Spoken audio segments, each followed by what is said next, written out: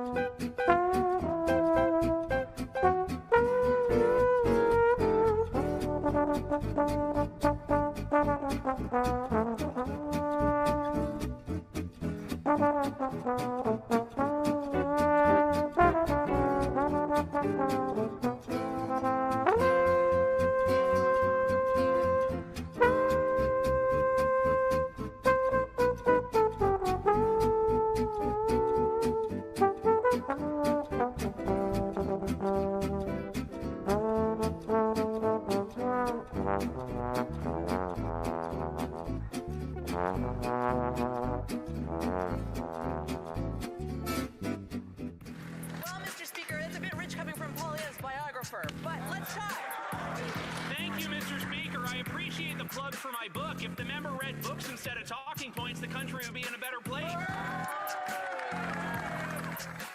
If the Conservatives want the truth, we'll tell them the truth. Yesterday from the Prime Minister really freaked these Conservatives out because they saw the ambition in that speech. And not only did they see it in that speech today, as the Prime Minister stood with the Premier investing in new nuclear to ensure the jobs of today and the future, they know that the youth... The only thing that's revolting are those answers. Speaker, there's no lessons from these Conservatives. Trust me on that, Mr. Speaker. It's bad that minister didn't write the Prime Minister's speech yesterday, because it wouldn't have bored and depressed to tears all of those poor students stuck in that room. There he spoke about how they would have to sacrifice more and that it would take time to reverse all of the misery that is built up over the last 10 years. Mr. Speaker, young people want to have homes. They want to have jobs. They want to have hope. They want a budget that is affordable so they can have a life that is affordable. Will the Prime Minister introduce that budget so that Canadians can restore the promise of their country? And we decide what comes next. Canada know that this government has their back. It will continue. There's going to be a powerful statement for the young people of Canada. Driving inflation. The more Liberals spend, the more it costs Canadians at the grocery store.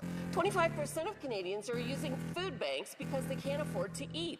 So when will the Prime Minister finally get his inflationary deficits under control so Canadians can put food on the table? Mr. Speaker, Conservative members pretend to care about food insecurity, but then they call feeding children garbage. Mr. Speaker, what's garbage was that answer? Did the Prime Minister see the ad before it went out? Of course there are too many people living in poverty in Canada, but there are significant initiatives being put in place by this government. Being serious means being honest and telling Canada's economy is in fact growing, Mr. Speaker. Algonquin, Renfrew.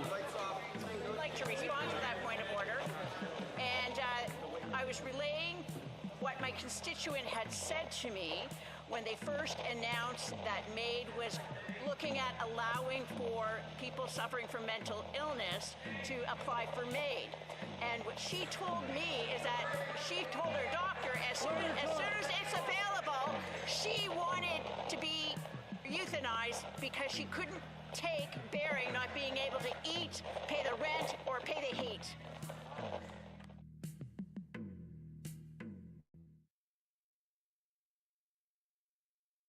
Mike's on. Welcome. Welcome to the nap, the no answer period, where we cover the question period, prefaced by a review of stuff like we just heard Cheryl Gallant talk at the end of that intro. We're going to get into that right after our intro here. The nap precedes question period by 45 minutes, which is usually a bit longer because question period always starts a little longer. And today is Friday, so question period starts earlier. And let's just have a quick look here at the... No, we just missed it. Yeah, the House is pretty empty, as it is every Friday, because a lot of the MPs travel on the weekend and go back to their ridings, or go back to their family before they come back for the following week. So it's sometimes Fridays can be a little interesting. We also keep score during the show. We keep score of their questions, the free questions from Liberals to Liberals, the no answers, as we call them, naps, and of course the lies. Maximum of 3 lies per Liberal, as they do not answer the questions typically. I'd like to thank all my followers and subscribers for doing so. If you're new, please like, thumbs up, follow, share, subscribe. Most of all, the chat is up, so please feel free to ask anything and ask anything. I don't really care. And if you're watching this after the fact, please leave us a comment. Really appreciate that. You will get an answer. Comments drive the algorithm when I'm not driving the algorithm down with my words. And just making sure here that we're not choppy. And looks pretty good, actually, compared to what my platform is putting out. So, I hope everyone is doing fine. Isn't it just a fantastic day in Canada? It's great, isn't it? The budget is passed, which is perfect, because we need to have continued misery happening in Canada to wake people up because for some reason they just keep voting this liberal government back in to cause us nonstop misery with everything that they do. And when we ask questions, they just don't answer. And they are going full tilt and making sure that we can ask questions. And in the future, if we start asking questions, well, then they will label us as miscreants, denialists, or whatever other word they will come up with, and then shut us up permanently and put us in jail. 'Cause that's what they love to do. So before we get to that, I really want to cover what was going on there with Cheryl Gallant.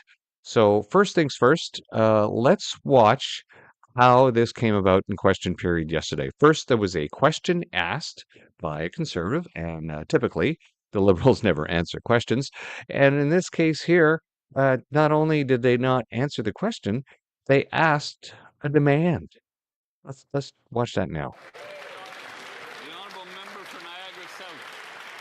Mr. Speaker, the Prime Minister has circled the globe 4 times, meeting with world leaders for photo ops, meaningless letters of intent, and 0 investments. He's returned with nothing, and after 28 trips, Canadians are fed up. After meeting with China, China imposed more tariffs. After meeting with India, India imposed more tariffs. When he went to the UK, crickets. He went to Washington, and Trump imposed more tariffs. Why is it whenever the Prime Minister hops on a plane for another photo op, Canadian families get stuck with higher tariffs? Honourable Government House Leader. Mr. Speaker, I want to end this question period, at least the Conservative question. We started this question period talking about a very unfortunate quote from the member from Calgary, Midnapore. I want to draw your attention, Mr. Speaker, to a quote from the member for Algonquin, Renfrew, Pembroke, that I don't think really elevates the late nature of debate in this House. She said, in referring to the budget, they would rather die than suffer the way this Liberal government had been making them suffer. I would invite that member to retract her comment. I don't think these excesses of language and quite obviously patently false entries into debate serve anyone.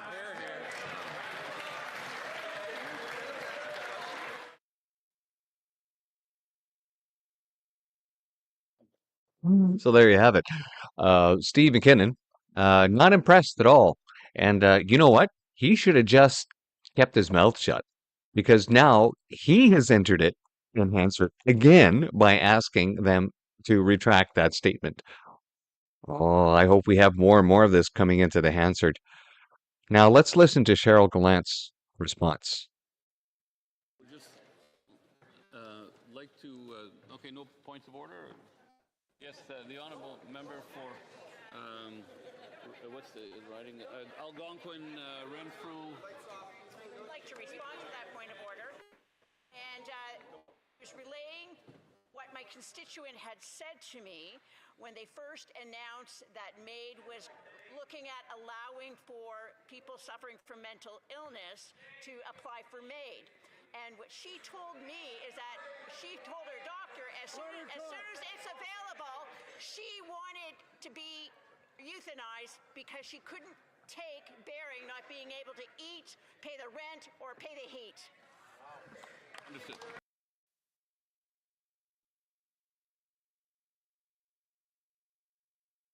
So that's how bad things are in Canada. Now that's that riding that Cheryl Gallant is in, that used to be my riding. I used to live there. I haven't been back to the Pembroke area in a couple of years. And the area on and off over the years has suffered high unemployment from the time the lumber industry shut down there and then the rail yards were taken out. And of course, the highway was put in a bypass, so a lot of people just don't go through town anymore. And there was an industrial park that the city put in on purpose like 40 years ago. It couldn't attract any business other than government business and a hotel and a gas station. That's about it. It's an area that needs help. They are the Upper Ottawa Valley. There's a lot of farmland there, and the place used to be a Liberal held seat back when the Liberals used to have a schmick of some slight common sense, even under the Chrétien government. I think that's the last time Mel held a seat there, and then of course the seat was lost to Cheryl, and she's held it since. Now, it's interesting. See, you listen to what Cheryl said. Now she's entered it into Hansard twice. Good on them. And it's very telling. It's what's happening. Now, what's even more telling is that the Liberals wanted her to apologize for stating what is going on, reflection in Parliament of what these Liberals are doing to this country. Yeah, they want her to retract it. And then while she's explaining it, they're heckling her from the Liberal side. Yes, that's right. They don't want their evil exposed in Parliament. Now, third, what's even more slimy is watch this next part here. Now, luckily, the speaker shut it down because it was turning into debate as opposed to point of order or even a point of order response. I have no idea even why this slimy was responding in the way he was, but he was going into nuances of how it was said and what was said, and because that's all they have left is bureaucratic BS to try to hide their incompetence. So let's listen to the rest of this supplement, and we'll get it. You can see how slimy it is. Would just like to. Who just cannot. There he is. I think it's really important because the member does owe an apology, not to the House. I would like to. Yes, the honourable parliamentary secretary to the House Leader. Mr. Speaker, I do have the actual quote that I think it's really important because the member does owe an apology, not to the House of Commons, but to Canadians, Mr. Speaker. I would quote the member in terms of what it is said. There are older people in my riding who just cannot pay the rent or the electricity bill. This is debate. I'm sorry. Yeah, this is. We're getting into we're slipping into debate. The House Leader brought this up during question period, and so I permitted the member to clarify or to attempt to clarify, but I consider this case closed, really, to be honest.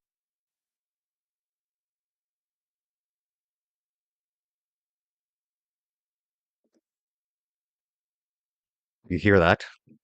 Cheryl owes an apology to Canadians for telling the House of Commons how miserable one of her constituents is, that they would rather not live anymore in this cultural Marxist hellhole that the Liberals have created, where everything is too expensive and life is just too miserable to live.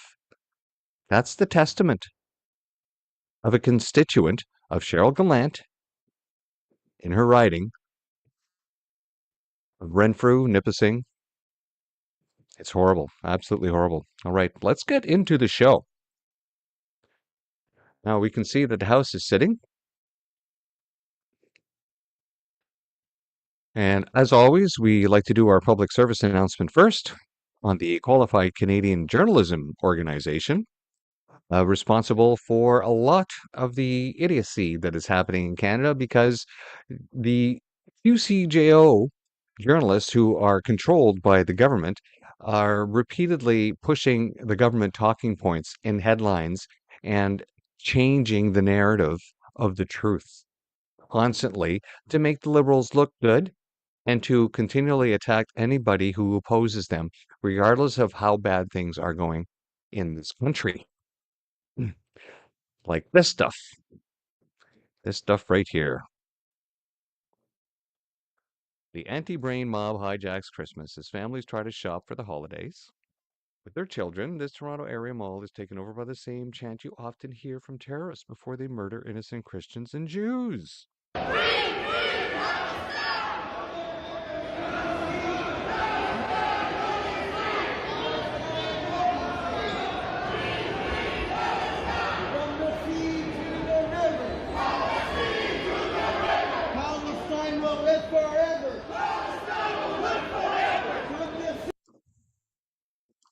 The Liberals brought this into our country.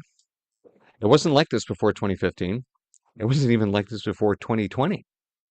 The Liberals did this to Canada.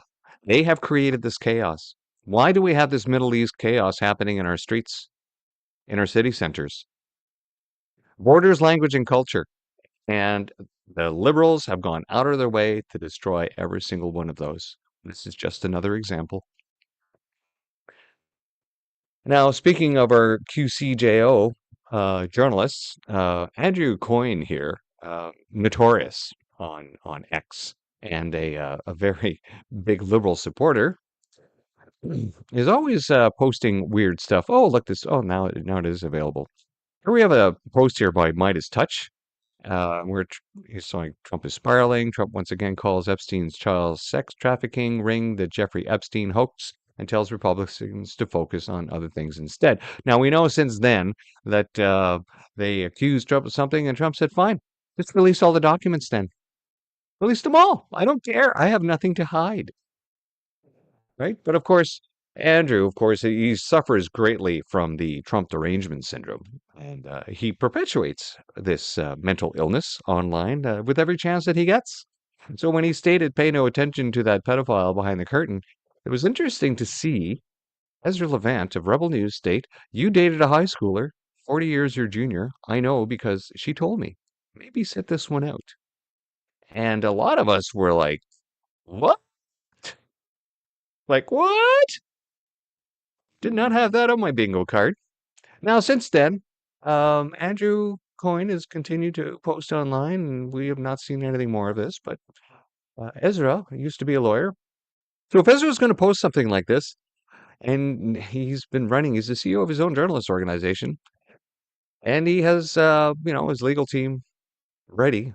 I guess he's not afraid. He's not afraid of the truth.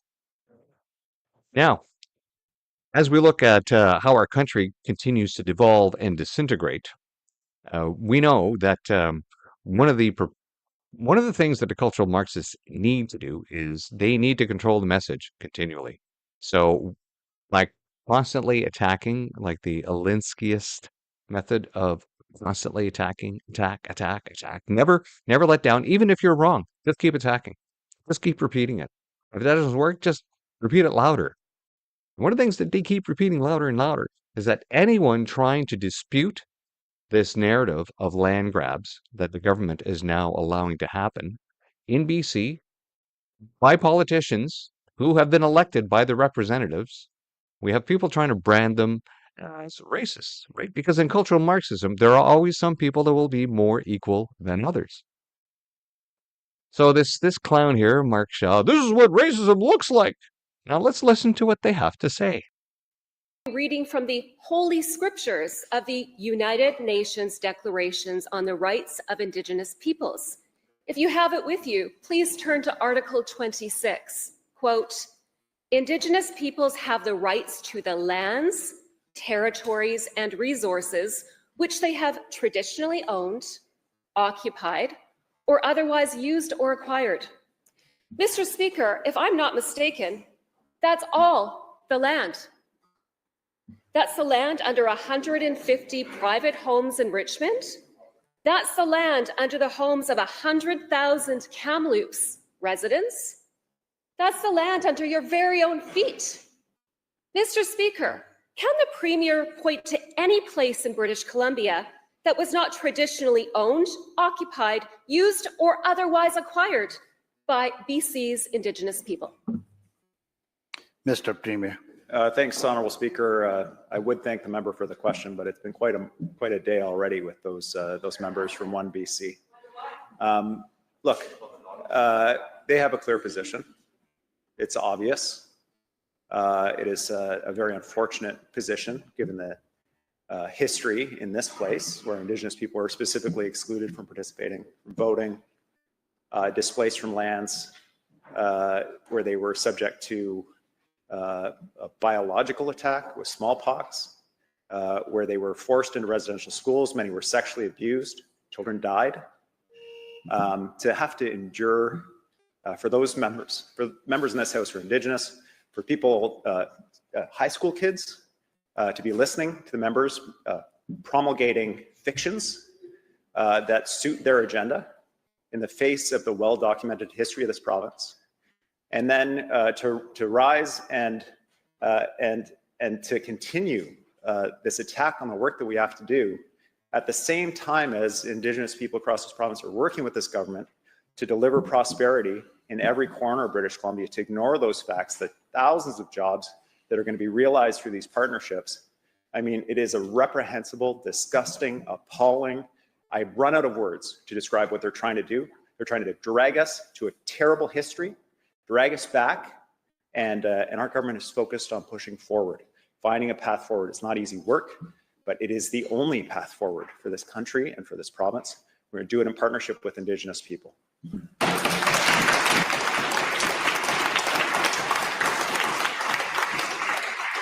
Member has a supplemental. Yes, I do. Thank you, Mr. Speaker. The Premier and the Leader of the official opposition voted UNDRIP into law in this province in 2019.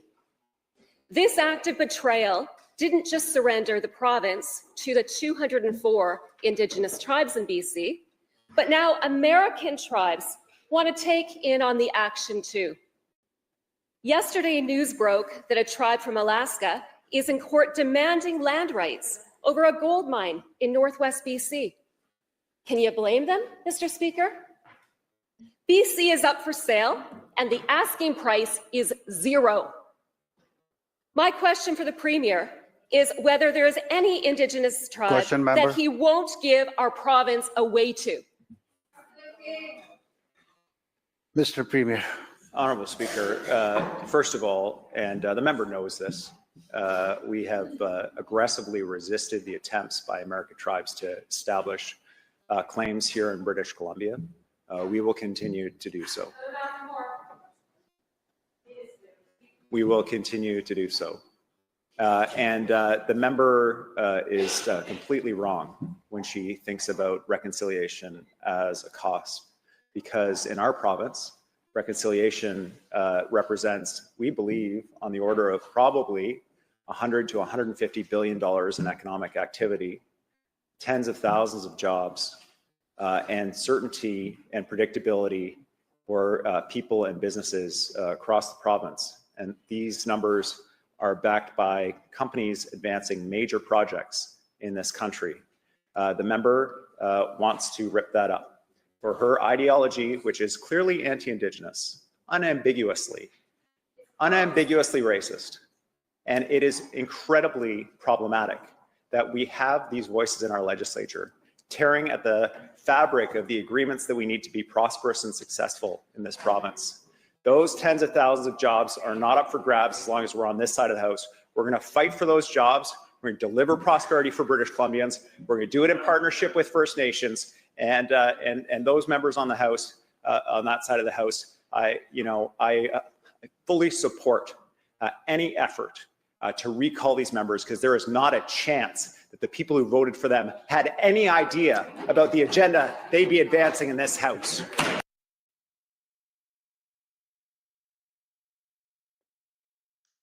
I believe it's called suicidal empathy, because there he is. It's like, oh, we're going to protect you, but yeah, we're going to give all your land away. Or we're going to aggressively be against it. But yeah, you signed it into law, you clowns. As once you said we're going to follow UNDRIP, United Nations Declaration of Responsibility for Indigenous Peoples, I think it's called, which basically just says people that were born in that area are entitled to the land. But it's funny how UNDRIP doesn't apply to the Jews in Judea. But as you can see, the victim-oppressor narrative is very strong in this one, right? Because that's all they have is victim-oppressor. Call the other person a racist. Don't deal with their actual concerns. Just keep calling them a racist. Make them the oppressor. Make yourself as the virtue-signaling person. That's all they have. They have no substance. And this guy is destroying his own economy as well. They've spent like drunken monkeys on meth themselves as well. He was handed over a balanced budget, and of course, they're far left morons. They've spent themselves into oblivion as well and have nothing to show for it. And they're very anti-industry, very anti-energy. This guy doesn't want a pipeline through his province. And of course, remember, let's not forget, the big lie that he told in the last election, he was going to give everyone who worked in the government a raise. And then as soon as they got elected, he said, no, sorry, we can't afford your raise. And then they gave themselves a raise. That's the kind of people they are. And just because, let's watch this helicopter.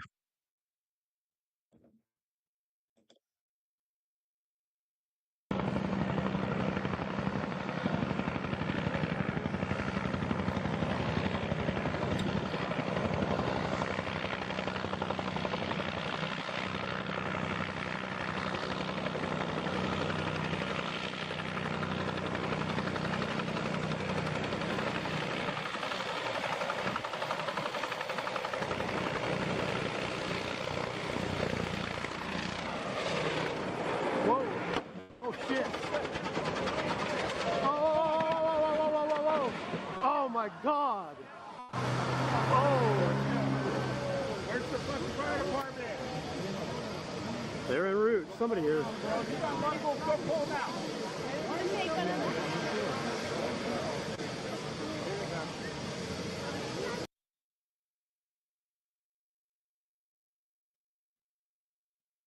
Oh, this story is almost from a month ago, actually, and that's a tail rotor failure. Don't know much more about this incident, but you can tell right away they lost anti-torque, which is what they call when you lose your tail rotor. Anti-torques are not necessarily always caused by tail rotor. Sometimes when you have a tandem rotor helicopter, the anti-torque obviously is from the other blade. At certain speeds, when the helicopters fly fast enough, you can see that there's this vertical fin in the back. That vertical fin, if you keep enough forward momentum, will keep your helicopter flying straight. So if you're lucky, you might be able to do a run-on landing if you lose your tail rotor. But that's only if you usually have a massive tail fin. And of course, there's another form of anti-torque that uses the Coanda effect. McDonnell Douglas has those choppers. You can see with this huge tube on the tail, and doesn't actually have a tail rotor. It uses a pressure differential system by throwing air over the tail boom. Yeah. So that's our interesting helicopter story for the day. Let's try that off. And for our latest update, farm situation. There's not much more other than what was yesterday, so let's do a short clip with Katie. I will promise you, by more than a dozen or 24 eyewitnesses, those trucks that drove into the kill pen with those bins, loaded up all of our babies with a Bobcat bucket that just showed their total disrespect to life and how they handled that.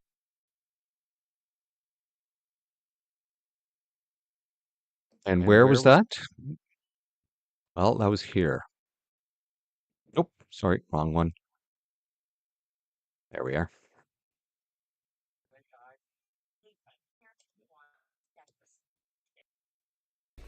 We are looking at the aftermath at Universal Ostrich Farms in Edgewood, British Columbia.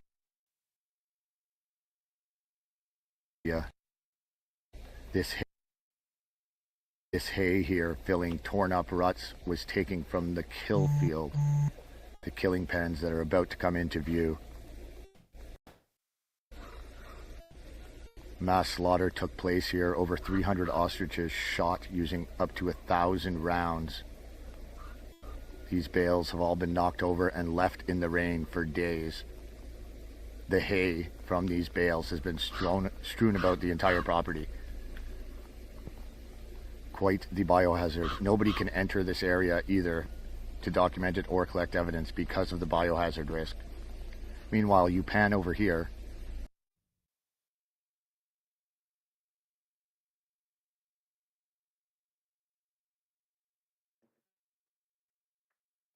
So CFIA has just left this massive biohazardous area, if you were to believe what they said.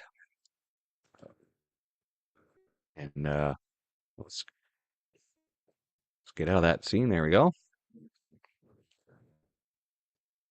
That's their responsibility. And then, of course, what are they doing in the meantime? Oh, they're thinking, well, what can we do to charge these people now after they've terrorized them and destroyed their property? This is the liberal government. This is more liberal government for you folks right here. Always causing misery and death everywhere they go. So, speaking of misery and death, there's been a lot of more traffic over the past couple of weeks. So let's just cover a few of these items here regarding the COVID-19 vaccine. Yes, not safe, not effective. The government lied and continues to lie. The injured have been abandoned. One of my things that I say all the time. Canadian Armed Forces members were coerced into this injection to keep their jobs. And the ones that did take it and got injured were abandoned by the Canadian Armed Forces. They were denied duty of care. Then when they went to the Veterans Affairs, they says, oh, we don't recognize vaccine injuries either. You're denied duty of care here as well. So then they go to the vaccine injury support program. And then, of course, that thing isn't working as well. And they said, oh, no, you had to apply for help within the first 3 years. And it's beyond that now. So you're SOL. You can't get help from us either. You have been abandoned.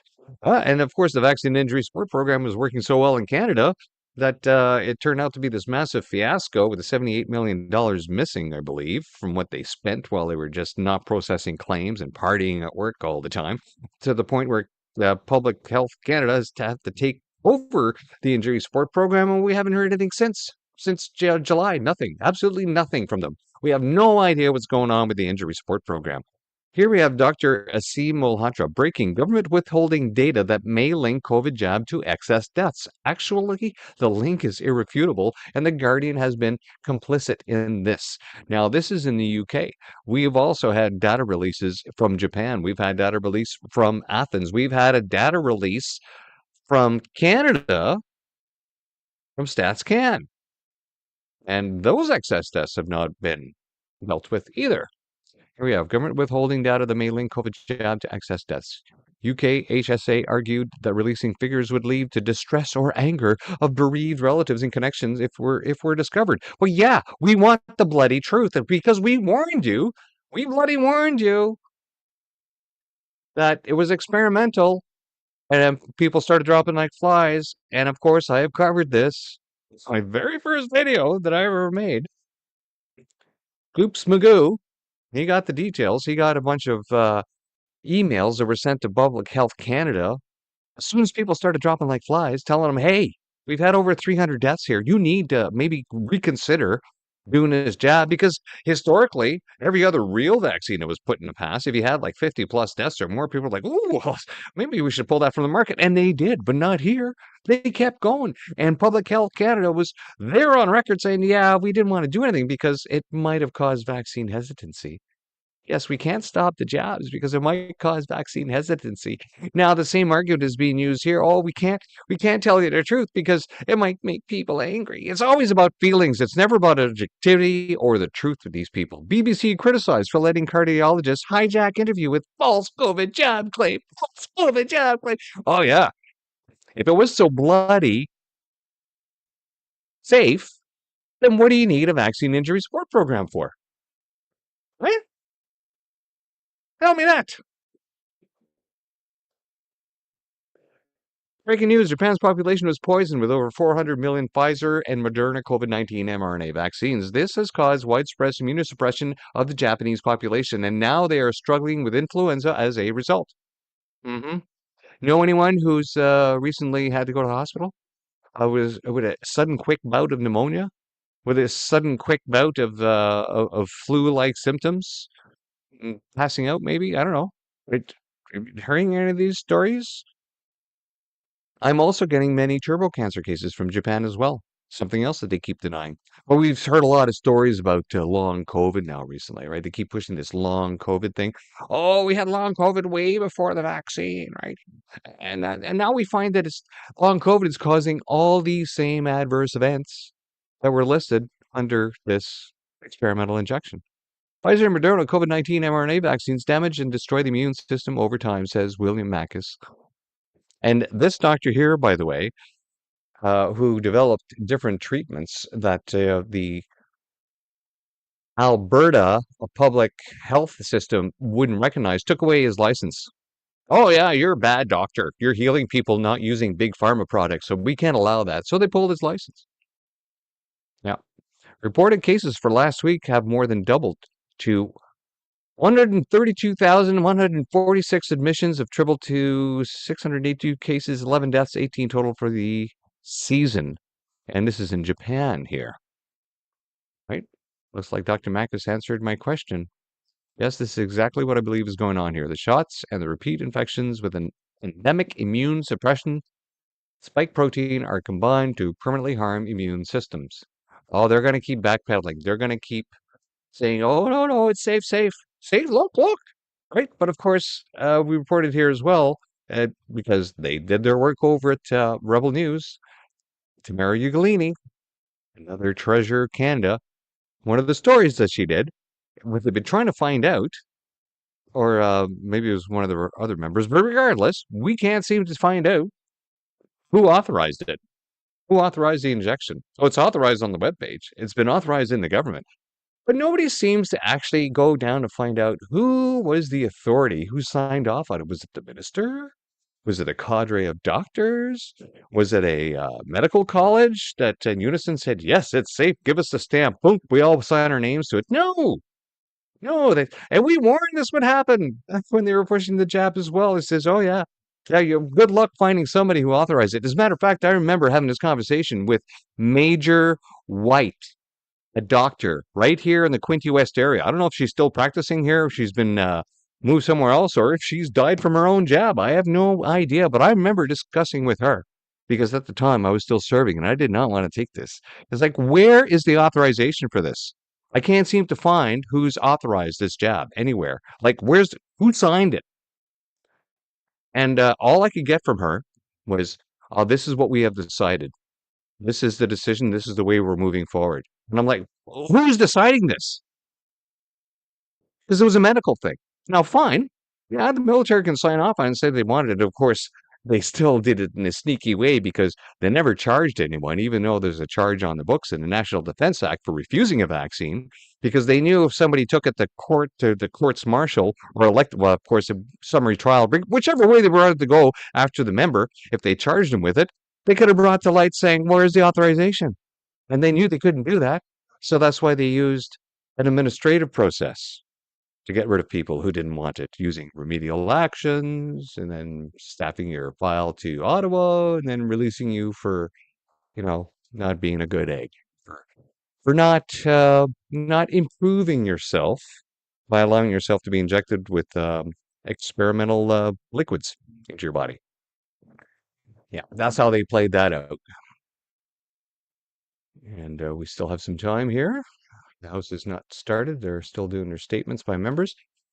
Let's see, Holly Doan. Yes, I believe we covered this briefly, but I think it's worth mentioning again, right? That the immigration minister canceled the requirement that refugees undergo medical exam when applying for permanent residency. Follows questions over rising costs of over $500 million in interim federal health program that covers medical expenses for refugees and illegal immigrants.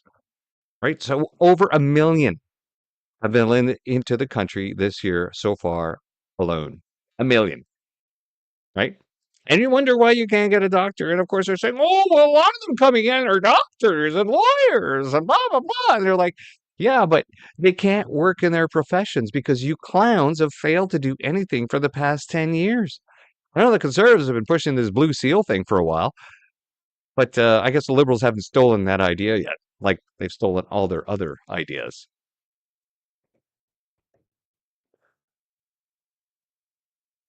Nope, not this one.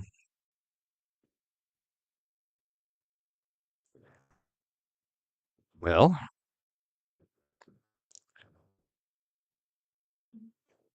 now, we covered a bit about this yesterday, and actually it was covered on Blazing Cat for Fridays earlier in our earlier stream.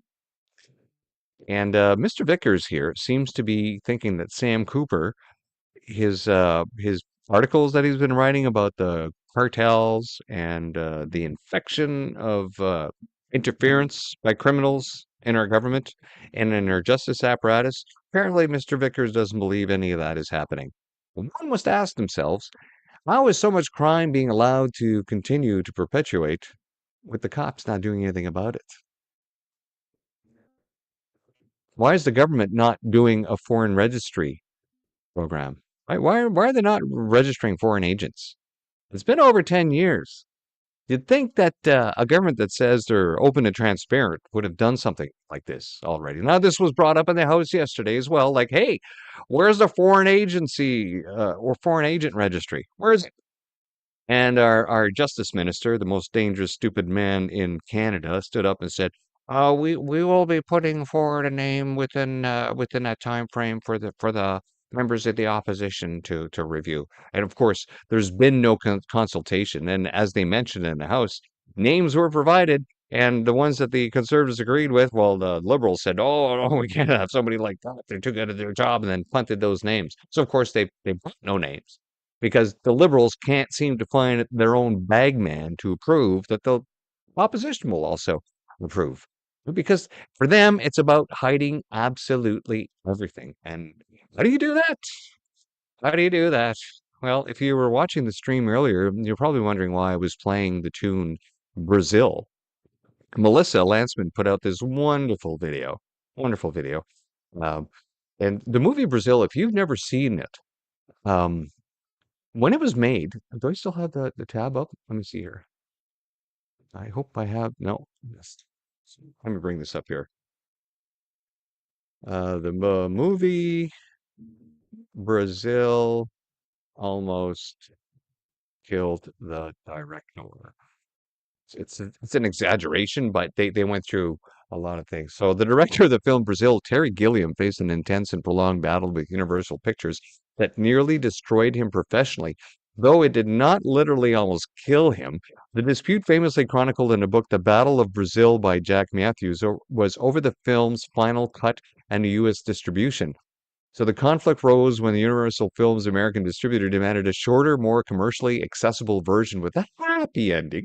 Happy ending, yes. Different than the director's 142-minute bleak satirical version.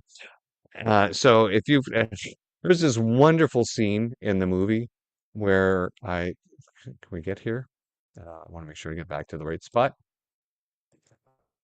This wonderful scene in the movie where the camera's panning and you got these guys in these full nuclear biochemical hazard suits playing volleyball in the background. It's hilarious. But what she says makes complete sense. That I think should be on everybody's bucket list. It's called Brazil.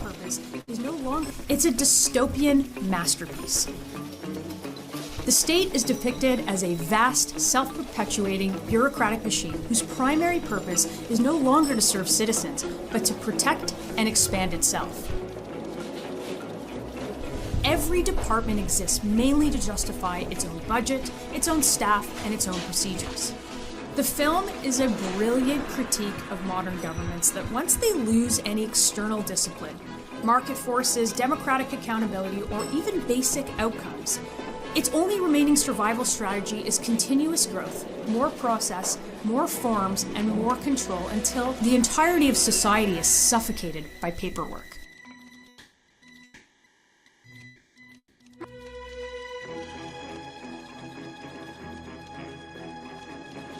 Process and paperwork is not a byproduct. It is the product.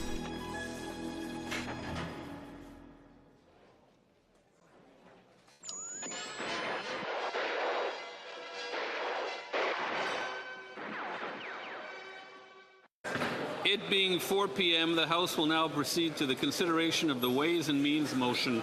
When I sat there for an hour and 5 minutes listening to the finance minister read nearly the entire Liberal budget into the parliamentary record, I couldn't help but to think of the scene from Brazil. Every single part of this historic, quote, generational change just involved more government, a new department, a new regulatory process for the private sector to follow, and ultimately more centralized government control of the Canadian economy.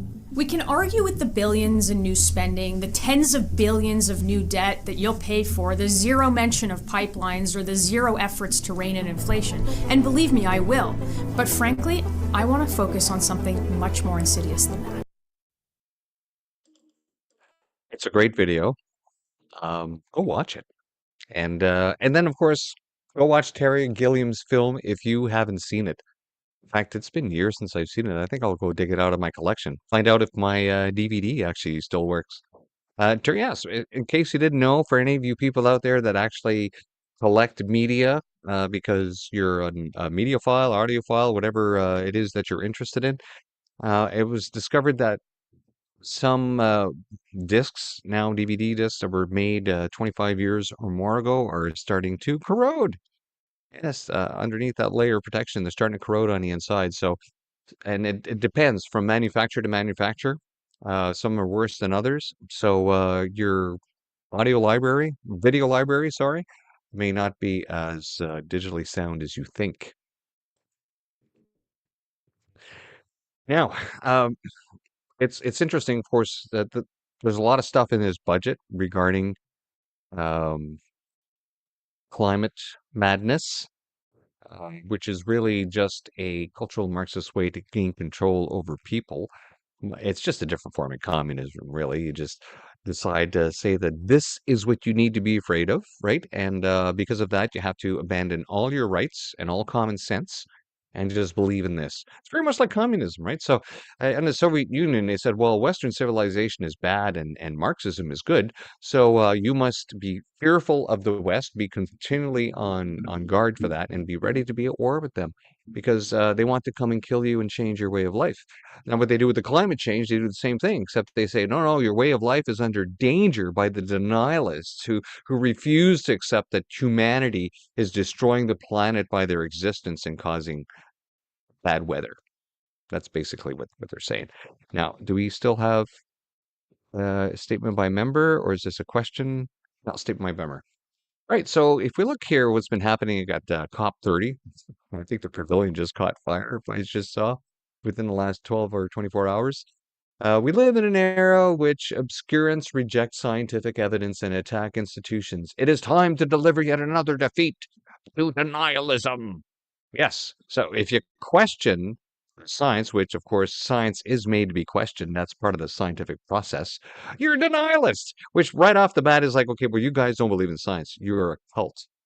You're an ideological cult that needs to push your belief by calling other people names instead of actually giving us evidence that your science is real.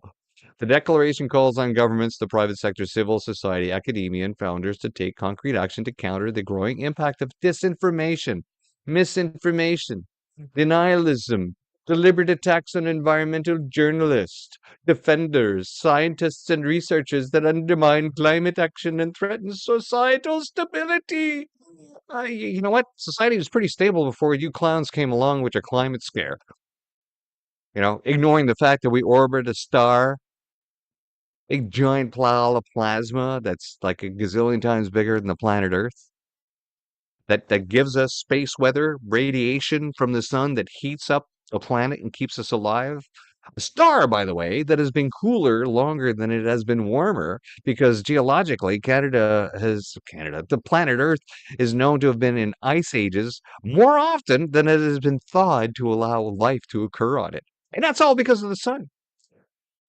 We must fight mis and disinformation, online harassment, and greenwashing, said UN Secretary General Antonio Gutierrez in the lead up to COP30. And we see this reflected in legislation that has been brought into Canada. Now, no, that's not it. I wanted to get to this video. And are they asking questions here? Looks like they might be asking questions. I think we are actually into question period, so let's go over. Let me see a statement by member there. Let's keep going forward. And where's Kyle? Is he giving a statement or is he giving a question? Yeah, it looks like he's asking a question, and I don't see statements in the lower part. So yeah, they're standing. Okay, let's go.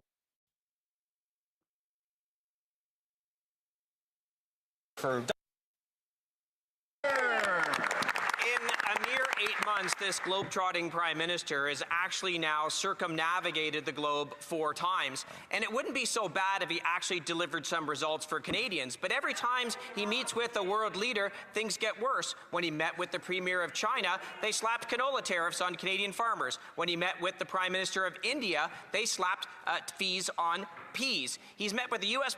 president how many times? And tariffs have only gone up. Every time this prime minister gets near a plane, Canadian farmers clutch their wallets in a panic. If all his travel results in worse conditions for Canadians, why does he keep doing it? Honourable Minister for Artificial Intelligence. Mr. Speaker, it's very worrying that the opposition seems to exhibit such a fear of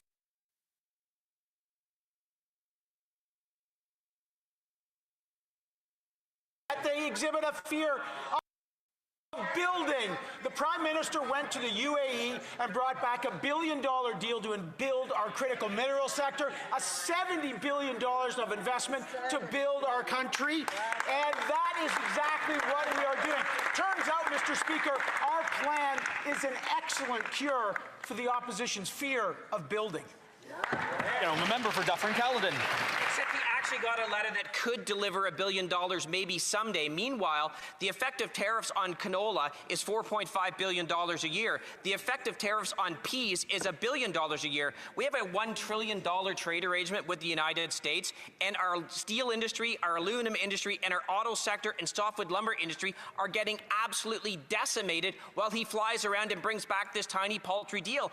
It's like bragging about the Blue Jays beating a Little League team 15-1. Look, if the result of all his travel is only making things worse for Canadians, why doesn't he just stay home? The Honourable Parliamentary Secretary for International Trade. Speaker, Canada is a proud trading nation, and the way we've been able to build that proud tradition of trading around the world and build prosperity in this country is by actually going to other parts of the world, building those relationships, and that is precisely what the Prime Minister is doing. In fact, just yesterday, the government of United Arab Emirates have decided to invest $70 billion in Canada. That's investment in our communities, creating good-paying jobs, and that is just the beginning, Speaker. That is the work the Prime Minister is doing, and we will continue to do so. The Honourable Member for Long Range Mountains. Mr. Speaker, remember elbows up? Well, the only thing that's up right now are the Prime Minister's air miles. He's flown enough kilometers to circle the Earth 4 times, but after all that globe-trotting, Canadians still get no deals, no relief, higher tariffs and higher bills. Every time the Prime Minister steps off a private jet, Canadians get hit with another tariff hike. After the U.S., higher tariffs. After China, new tariffs on seafood and grain. Why is it that every time the Prime Minister meets foreign leaders, Canadians get stuck paying for his failures through higher tariffs? The Honourable Minister for Artificial Intelligence. Mr. Speaker, the Conservatives have to learn to take yes for an answer. The Prime Minister was in the UAE. They said yes to Canada, investing $1 billion in our critical mineral sector. $70 billion of investment coming to Canada. In fact, the Premier of Saskatchewan, Scott Moe, supports this. Scott Moe said, "We welcome Prime Minister Carney's efforts to raise Canada's credibility in the international sphere." Time for the opposition to join us and build Canada. I'll just remind the Honourable Minister not to use the proper name of the Prime Minister in the House. The Honourable Member for Long Range Mountains. Mr. Speaker, the hollow letter of intent doesn't change the facts. The Prime Minister has flown to meet with the Brits and the UK, a world tour of photo ops, selfies, and Canadians have absolutely nothing to show for it. No wins on tariffs, just more tariffs every single time he travels. He promised his jet-setting diplomacy would help Canadians. All it's done is help his Instagram feed. Will the Prime Minister finally admit that his international photo op tours are not delivering results because the only thing going up when he travels is the cost to Canadians? That's right. The Honourable Parliamentary Secretary, Minister of International Trade. Speaker, just in mere months since this new government has been elected, we have signed a comprehensive agreement, trade agreement with Indonesia. The Prime Minister just was in United Arab Emirates, and he has signed an agreement to protect our investors so that more investments could be made right here in Canada. In fact, we have launched a new trade agreement with the United Arab Emirates as well. But here's the result, Speaker. Just yesterday, they decided to invest $70 billion in our country. Speaker, that's jobs in all our communities. The Conservatives need to get on to accept these wins because that is building Canada strong. Yes. The Honourable Member for Montmorency Charlevoix. Mr. Speaker, with each trip the Prime Minister takes, Canadians hope that there will finally be some wins, some results, lower tariffs, solid deals, gains for our workers. Yet, after each of his trips, be it to the United States, China, or India, the only thing that increases is tariffs and the bills that Canadian families ultimately pay. Why is it that every time the Prime Minister gets on a plane, tariffs go up with him in the air? Has it not occurred to him to come back onto Canadian soil to lower taxes, to lower tax on gas so that Canadians can finally afford to lead good lives? Thank you, Mr. Speaker. Mr. Speaker, we have lots of good news. The Prime Minister was in the UAE. Deal. $1 billion in our critical mineral sector. Let's think about that. $70 billion in investment to build Canada, to build our infrastructure, to build good jobs here in Canada. That goes along with our plan to build affordable homes, to invest in our defense sector. I don't know why, Mr. Speaker, the opposition cannot take yes for an answer. The Honourable Member for Montmorency, Charlevoix. Mr. Speaker, it just seems that whenever the Prime Minister goes abroad, his former colleagues at Brookfield are never far away. In New York, Brookfield was there. In Singapore, Brookfield was waiting for him. In the UAE this week, well, Brookfield announced a major investment in the same sectors that the Prime Minister says he wants to negotiate. As the coincidences pile up, one thing remains the same. Tariffs in Canada are going up. Will the Prime Minister have the decency to send his travel expense reports to Brookfield directly? Because clearly they're the only ones profiting from his trips. The Honourable Parliamentary Secretary and Government House Leader.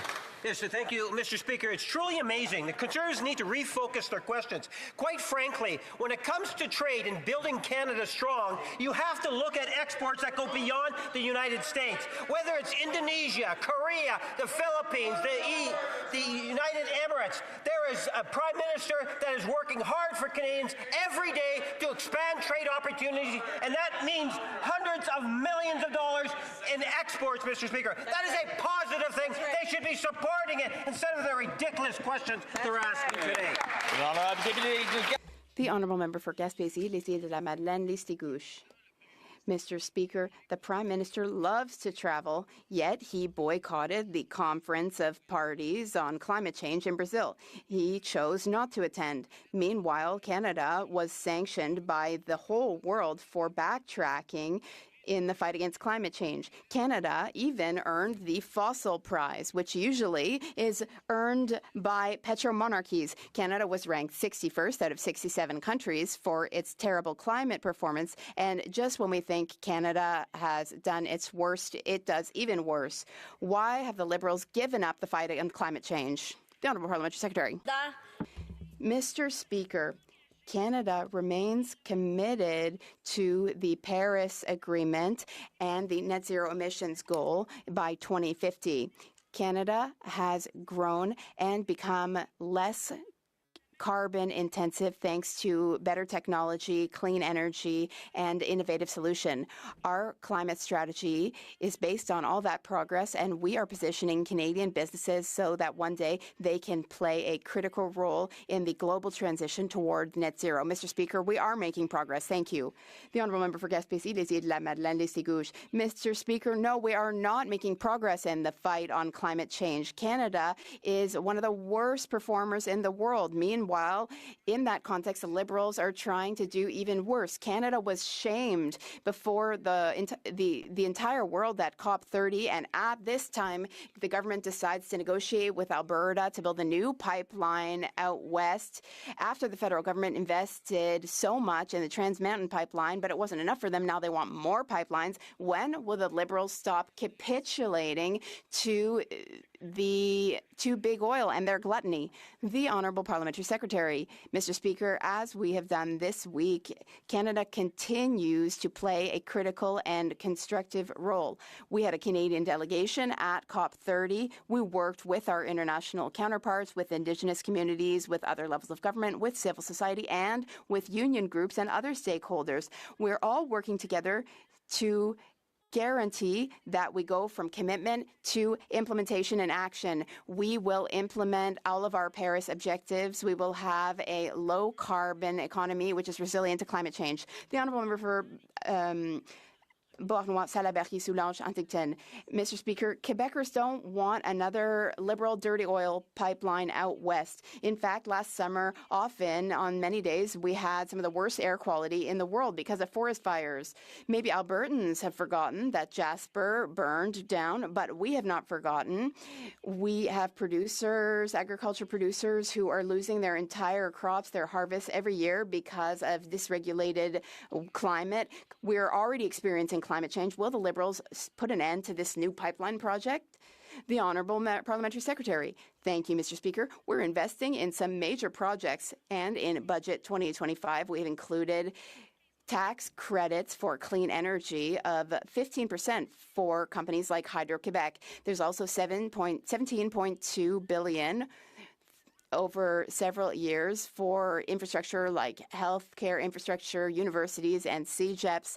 We are working to build strong communities by ensuring that we invest 51 billion over 10 years for places like Uber-Reeves, Charlevoix, and also the shipyard. Mr. Speaker, the Prime Minister is spinning that he negotiated a great deal with the UAE. It's such a great deal that the text is nowhere to be found. No details have been provided, and as far as these so-called investment commitments go, there is no timeline. So, a simple question, on what date can we expect to see the first dollar of investment from the UAE? Just a date, please. The Honourable Secretary of State, Independent Review Agency. Thank you, Mr. Speaker. Mr. Speaker, this may come as a surprise to a party whose leader has never had a job outside of this House, but you actually have to travel the global economy to build relationships to bring investment back to this country. Mr. Speaker, our side is focused on building the strongest economy in the G7. Their side continues with this bizarre line of questioning about the Prime Minister's travel. Our Prime Minister is focused on building our country, retooling our economy, and making our economy the pride of the G7. Thank you, Mr. Speaker. Member for St. Albert, Sturgeon River. Asked for a date. There is no date, but rest assured, the government has secured meetings with the UAE next year. So what we have is an agreement to talk about a possible agreement sometime in the future. More jet setting, more photo ops, more press releases with no tangible results for Canadian workers. Is this the best we can get from the so-called master negotiator? The Honourable Parliamentary Secretary for International Trade. Well, Speaker, I think it's a great day when you hear a foreign government deciding to invest $70 billion in our economy. That is, we're talking about AI, infrastructure, and agriculture to create those jobs. This is about making sure that we can leverage their sovereign fund and our pension funds to create opportunities for our economy right here at home. Like companies like Mila, which is launching a new partnership with the UAE's Technology Innovation Institute, or BlackBerry, Speaker, who signed a partnership with UAE's Cybersecurity Council to strengthen cybersecurity cooperation and infrastructure, or Invest in Canada, which is working with the UAE to. You just let the cat out of the bag. He just said that they are going to be investing Canada's pension funds. You heard it right. Oh, yes. Explore large-scale investments right. The Honourable Member for York. Mr. Speaker, when Canadians travel, whether it's a holiday with family or a business trip with colleagues, they come back with good memories and maybe a souvenir or two. When the Prime Minister travels, he comes back with something very different, a hangover of tariffs. When he met with the Chinese, more tariffs. When he met with the Indians, more tariffs. And when he met with the Americans, again and again and again, more tariffs on steel, autos, aluminum, forestry, and more. Mr. Speaker, how many more trips does the Prime Minister need before he will acknowledge the simple truth that every farmer, factory worker, and steel worker in the country knows? His policy is failing them. The Honourable Minister for Artificial Intelligence.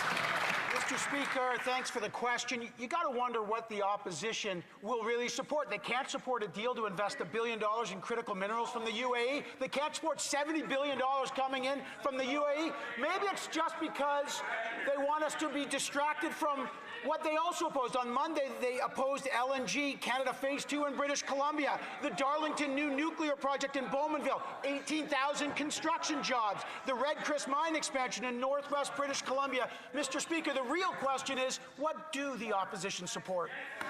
The Honourable Member for York Durham. Mr. Speaker, an agreement for the future is no solution to today's problems. An agreement with the UAE is no agreement when there's no investment. Canadians, we know that Canadians have moved $124 billion out of Canada. If Canadians have no faith in this government, why would any foreign investor? But more troubling, the real and present danger is the inability to get a deal on the things that count. On steel, on aluminum, on canola.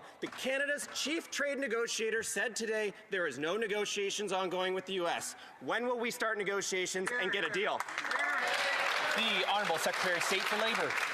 Mr. Speaker, the Conservatives voted against the budget. And I just want you to know what you voted against. You know what you voted against? You're cheering for voting against the largest pay increase for the military, a defense spending plan.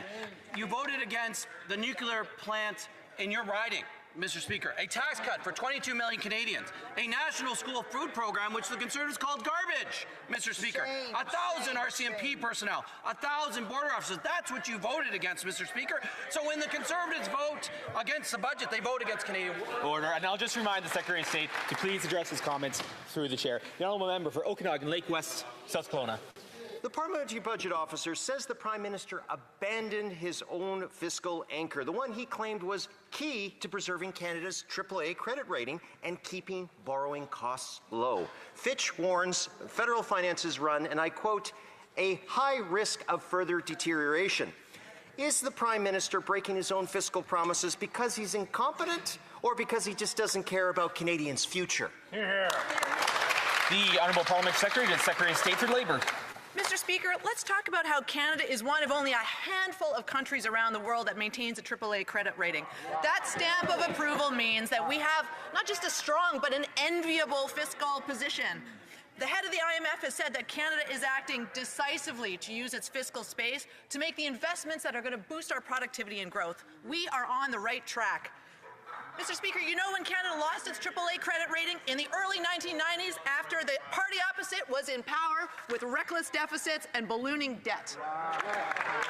For Okanagan, Lake West, South Kelowna.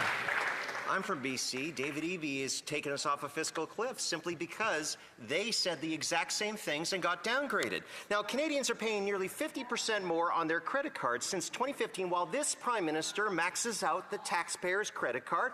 The Parliamentary Budget Office says the government broke its own debt-to-GDP promise, and Fitch is warning of fiscal slippage. Is this costly credit card budget proof of reckless spending or proof of total economic mismanagement, Mr. Speaker? The Honourable Secretary of State for CRA. Mr. Speaker, like that member, he should actually read the report before citing it and get up in the House to talk about it. According to the Parliamentary Budget Officer, and I quote, current fiscal policy in Budget 2025 would be deemed sustainable over the long term. That's directly from the PBO report. Mr. Speaker, we have the best credit rating in the world. We have the best net debt to GDP in the G7. We're going to use that fiscal firepower to build the strongest economy in the G7. Thank you, Mr. Speaker. The honourable member for London Fanshawe. Mr. Speaker, the Prime Minister's costly credit card budget piles today's reckless spending onto tomorrow's taxpayers. After 10 years of Liberal budgets failing to balance themselves, Canadians now put nearly 50% more of their expenses on credit cards. Fitch warns federal finances are at a high risk of further deterioration because this government keeps blowing past their own fiscal anchors. And the fiscal watchdog says there is less than 10% chance they will keep to their spending promises. No wonder this Prime Minister wants to fire him. So how many more fiscal watchdog reports will it take for this Prime Minister to finally rein in on his credit card spending? Yeah. The Honourable Permanent Secretary to the President of the Treasury Board. Mr. Speaker, at every opportunity the opposition had to make life more affordable for Canadians, they failed. They voted against more affordable early learning and childcare, against lower taxes, eliminating the tax on new home purchases, Mr. Speaker. They failed Canadians at every opportunity. The common sense Conservatives, Mr. Speaker, where are they? One member is here, two members behind the curtains.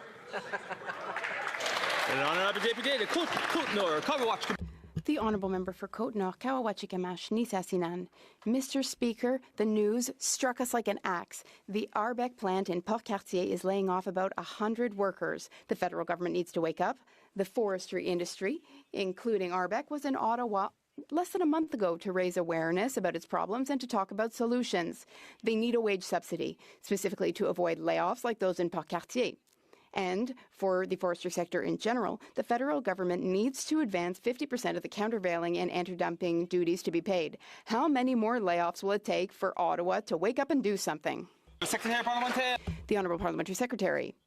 Mr. Speaker, softwood lumber and the entire forestry sector in Canada are critical to Canada's economy. We have clearly stated that these tariffs on softwood lumber are unjustified and unacceptable, and we are doing everything we can to get the tariffs canceled. We have announced a $50 million program to help with jobs. There's our $500 million as well in liquidity, and there will be more announcements and measures in the future to support all workers in our forestry industry. Thank you. The Honourable Member for Côte-Nord, Kawawachikamash, Nitassinan. Mr. Speaker, we need to take action before businesses shut down. Things are terrible in the industry, but I don't know whether the government understands that. There were 100 layoffs at Arbec in Port-Cartier yesterday. Last week, workers in Amos, just before Christmas, found out that they were being laid off. Last June, there were layoffs in Lac-Saint-Jean, in Mauricie, and elsewhere too. And after all these layoffs, the Liberals still refuse to provide the solutions that the industry is calling for. They need wage subsidies and they need money to compensate for the Americans' illegal duties. Why are the Liberals still waiting to take action? The Honourable Parliamentary Secretary. Thank you, Mr. Speaker. I don't really understand my colleague's question. We already have 3 programs in place to help. And as I just said, there will be new programs too. There's a program to support businesses, pay salaries. There is a program for transformation as well. And there will be more programs upcoming. The Honourable Member. Thank you, Mr. Speaker. Mr. Speaker, the Prime Minister is treating the country's finances as if he were using his own personal credit card, and the result of that is that Canadians are getting deeper into debt and they are paying more and more for it. Worse still, the Parliamentary Budget Officer confirms that the Prime Minister has reneged on reducing the debt-to-GDP ratio. And that was a crucial commitment to make sure that Canada doesn't end up paying too high borrowing costs. Mr. Speaker, how many more warnings will it take before this Prime Minister finally stops spending money as if money grew on trees? The Honourable Secretary of State. Mr. Speaker, the Conservatives voted against Budget 2025. They voted against skilled trade person. You know, Budget 2025 supports our skilled trades folks with major investments in local infrastructure, clean economy projects, expanded training for every workers across the country. But don't just take my word for it, Mr. Speaker. Take the word of the building trades unions. They said they're thrilled by this budget that it passed, calling it a monumental for skilled workers. Wow. The $50 billion infrastructure, $75 million in training, but they had another thing to say. What they said was that they also said that those who supported the budget acted in... The Honourable Member for Côte-du-Sud, Rivière-du-Loup, Katascomac-Témiscouata. Mr. Speaker, I hear my Liberal colleague trying to defend the indefensible, but the facts are clear. Fitch, the agency that rates our creditworthiness, has clearly warned that Canada's finances are at high risk of deterioration due to this government's out-of-control spending. So, rather than spouting more platitudes, can my colleague explain why his government is totally ignoring expert warnings and why the government is stubbornly driving the country's economy straight into a wall? Secretary of State. Mr. Speaker, Budget 2025 has 2 fiscal anchors, the debt-to-GDP ratio and balancing the operational expenditures budget within 3 years. Our PBO, Kevin Page, recently said that the current economic situation, he said that he felt okay with the current situation. Canada is ahead of Italy, in the United Kingdom, and France. And this is thanks to major investments in Budget 2025. Mr. Speaker, remember when this Liberal government told us that the budget would balance itself? For 10 years, it has promised to spend less while throwing money in every direction. Having finally blown up the economy, their brilliant solution is to spend twice as much, but change the name of spending to investment. Even the PBO, the budget watchdog, and Fitch Ratings are pulling their hair out. How many more fiscal watchdogs report is it going to take for this Prime Minister to rein in his costly credit card spending? The Honourable Secretary of State. Mr. Speaker, this week we passed an historic budget, a budget to build Canada, a budget to build our economy, the strongest in the G7. Mr. Speaker, everyone in this House knows that trade relationships across the world have changed. Our relationship with the U.S. has been fractured. Our Prime Minister is doing the right thing by traveling around the world to build up trade relationships. Mr. Speaker, on this side of the House, we are serious about building the strongest economy in the G7. The party opposite continues with this crazy line of questions. Thank you. The Honourable Member for Beauce. Mr. Speaker, in the Transport Committee, we learned that the Liberal Party is encouraging the Driver Inc. scheme. Canada Post, yes, you heard me correctly. Canada Post has signed contracts with drivers who have not even been trained. That is shameful, Mr. Speaker. How can this government close its eyes to practices that endanger road safety and the lives of Canadian families? Mr. Speaker, it's time to put a stop to this. Will the Minister of Transport step in? Yes or no? The Honourable Parliamentary Secretary to the Minister of Agriculture. Thank you, Mr. Speaker. To respond to my colleague, you know that this government supports safety in all modes of transportation. We have heavily invested in all of our transport infrastructure. We are there to make infrastructure safer and make transport safer. One thing is clear. Transportation here is safe. We have some of the safest transportation in the entire world. The Honourable Member for Beauce. Mr. Speaker, the only security the Liberals care about is Brookfield's financial security. The Liberal Party will not convene the Transport Committee. They've been holding up all work for 4 weeks because they do not want to hear testimony from accident victims. That is atrocious. It's embarrassing. It shows a complete lack of respect to families who are awaiting answers. Mr. Speaker, will the committee chair, the member for Vaudreuil, stand up and reconvene the Transport Committee, yes or no? The Honourable Parliamentary Secretary. Mr. Speaker, every accident on our roads is a terrible shock for families, and we stand with the victims of these families. That is why we are working with different government agencies, different authorities, and the provinces to ensure that these tragedies do not repeat themselves. We will make our transportation rules stronger, we will make our system safer, and we will work with all stakeholders to make this happen. This is their pattern of hiding the truth, right?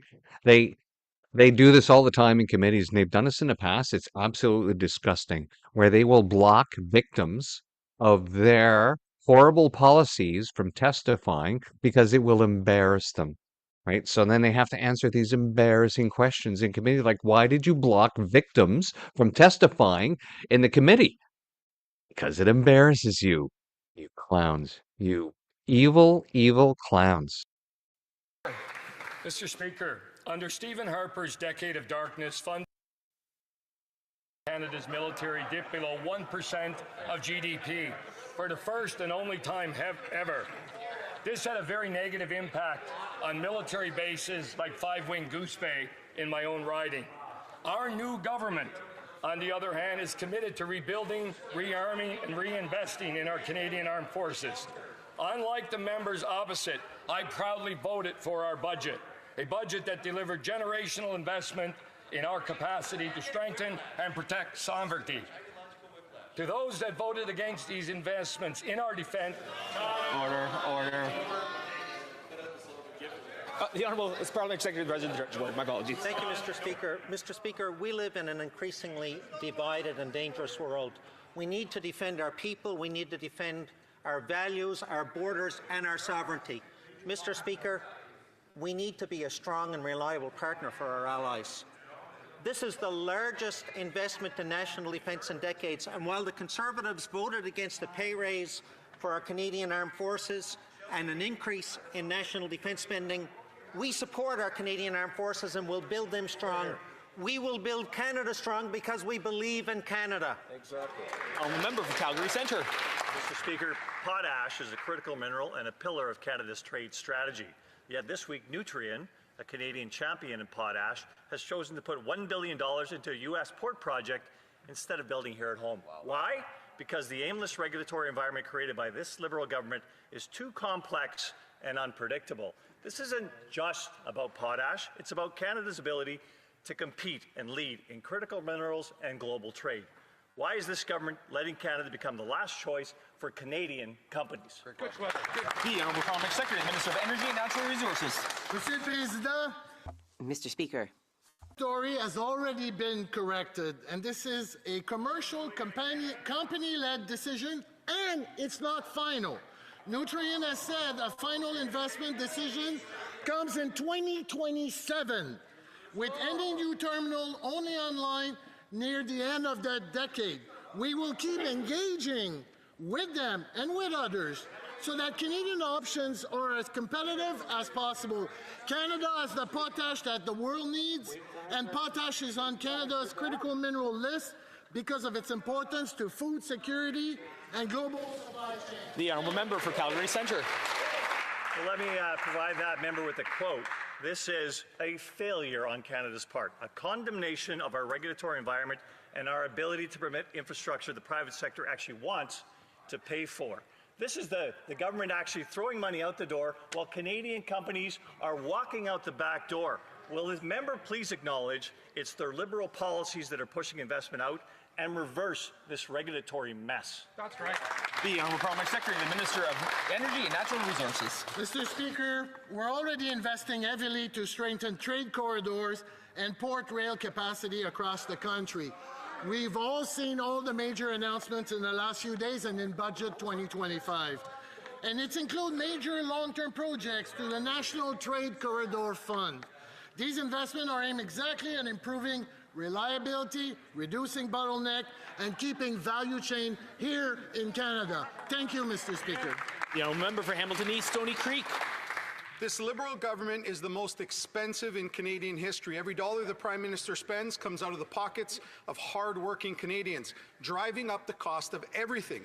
Liberals had a chance to lower food costs for Canadians by scrapping the industrial carbon tax. They chose not to listen to Canadians. They chose to make food more expensive by increasing it. Wow. They mislead and insult Canadians by calling this tax imaginary. Why is the Prime Minister increasing the industrial carbon tax and making food more expensive? Good question. The Honourable Parliamentary Secretary, the Minister of Agriculture. Monsieur le Président, Mr. Speaker, deserve an affordable life and opportunities. And Costco CEO was at Agriculture Committee yesterday with other grocers. And on the cost of food and the price that influence, the factor that influence the cost of food, guess what they say? They all agree, Mr. Speaker, that the main factor was weather conditions such as drought that we have experienced recently. Also commodity condition and currency. So, Mr. Speaker, to be a responsible government... The honourable member for Hamilton East, Stony Creek. I don't think I can use drought to explain to the Stony Creek Food Bank that which they told me yesterday in the last 2 months, 40% of the people who have needed help were children. Wow. Food prices have risen nearly 40% faster in Canada than the U.S. Liberals had a chance to lower food costs for Canadians by scrapping the fuel tax, but they chose to keep it. It will cost Canadian families up to 17 more cents per litre when they fill their gas tanks. So I ask again, why is the Prime Minister keeping the fuel tax and making food more expensive? The Honourable Parliamentary Secretary. Mr. Speaker, let me add to what my colleague has just said to the House. The Canadian Climate Institute yesterday said that, and I quote, industrial carbon pricing has essentially no impact on the price of food and the agricultural sector. Farmers do not pay the industrial price. Mr. Speaker, the air is a little thin on that side of the House today, and I'd like to remind them that they voted against making a national school food permanent. They voted against the Canada Child Benefit, which went to families yesterday, and they voted against a tax cut for 22 million Canadians. The honourable member for Sarnia, Lambton, Bukeshwanong. Well, Mr. Speaker, Canadians know that that's not true. The fact is the current Liberal government is the most expensive government in Canadian history. Every dollar the Prime Minister spends drives the cost of everything up, especially food.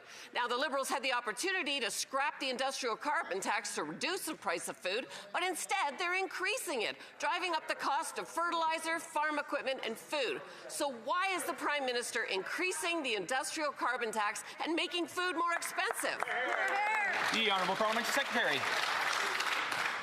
Mr. Speaker, obviously when the other side of the House doesn't want to listen to the facts and to the actual stakeholders that work in these areas, then let's come back to their record. Let's talk about the measures that this House has put in place to make life more affordable for Canadians.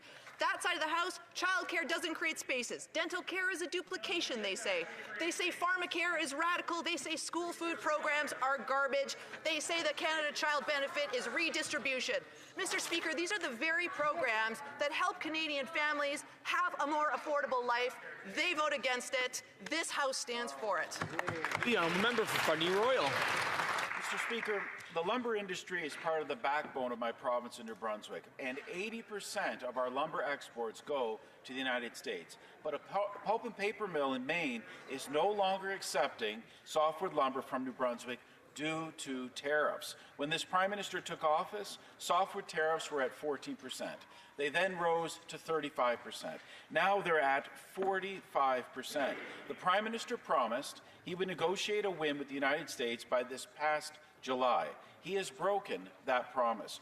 When will the Prime Minister stop selling out our lumber workers? The Honourable Parliament Secretary to the Minister of Energy and Natural Resources. Mr. Speaker, the forest industry is such a lifeblood and so important for many of our communities, particularly in rural area. That's why we've already announced a series of measures, $700 million for liquidity, $500 for transformation, $50 million for helping on salary, and we're listening to everyone and everyone in the industry, and I would love to work with my colleague because we plan on announcing more measures to help the industry. Thank you. Order. The honourable member for Fundy Royal. Speaker, these workers aren't asking for new programs. They want to have their jobs back. These forestry workers are being left out in the cold by this Prime Minister. He's touring the world while tariffs on softwood lumber have tripled under his watch. The Liberal government isn't helping workers. The only thing they're helping is themselves while Canadians lose jobs and families struggle to make ends meet, pay their bills, or put gas in their cars. When will this Prime Minister show some respect to hardworking Canadians and stop selling out our softwood lumber workers? The Honourable Parliamentary Secretary. Mr. Speaker, we have been very clear how important the softwood lumber industry is for this country and the government. And we will continue to support them while we navigate. The member may not remember that it's been more than 40 years of discussions, tariff, and all kinds of activities with the American side of the House. So he knows this is a long-term dispute, but we will support our workers and our industry. Thank you, Mr. Speaker. The honourable member for Caribou, Prince George.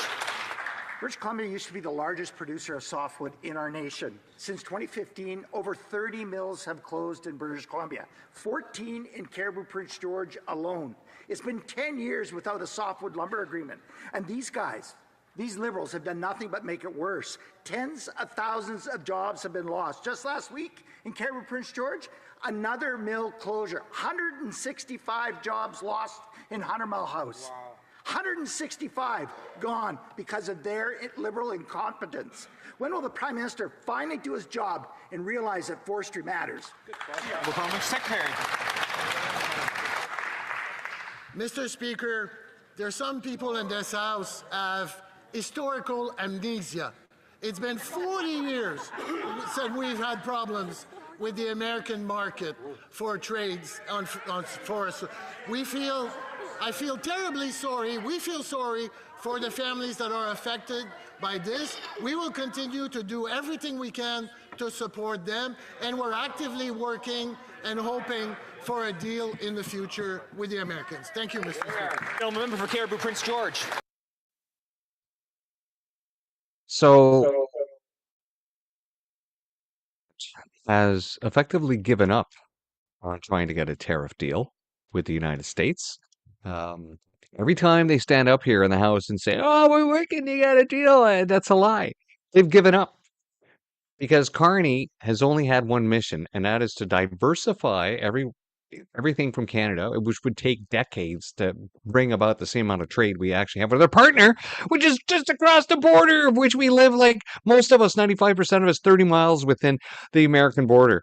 We live here. This is how close we are to the United States. And these clowns continue this anti-Trump, anti-United States, hateful propaganda so that you can hate so they can control your emotions. so that he can continue on with his net zero scam while he travels around the planet trying to get all these deals that he can't get.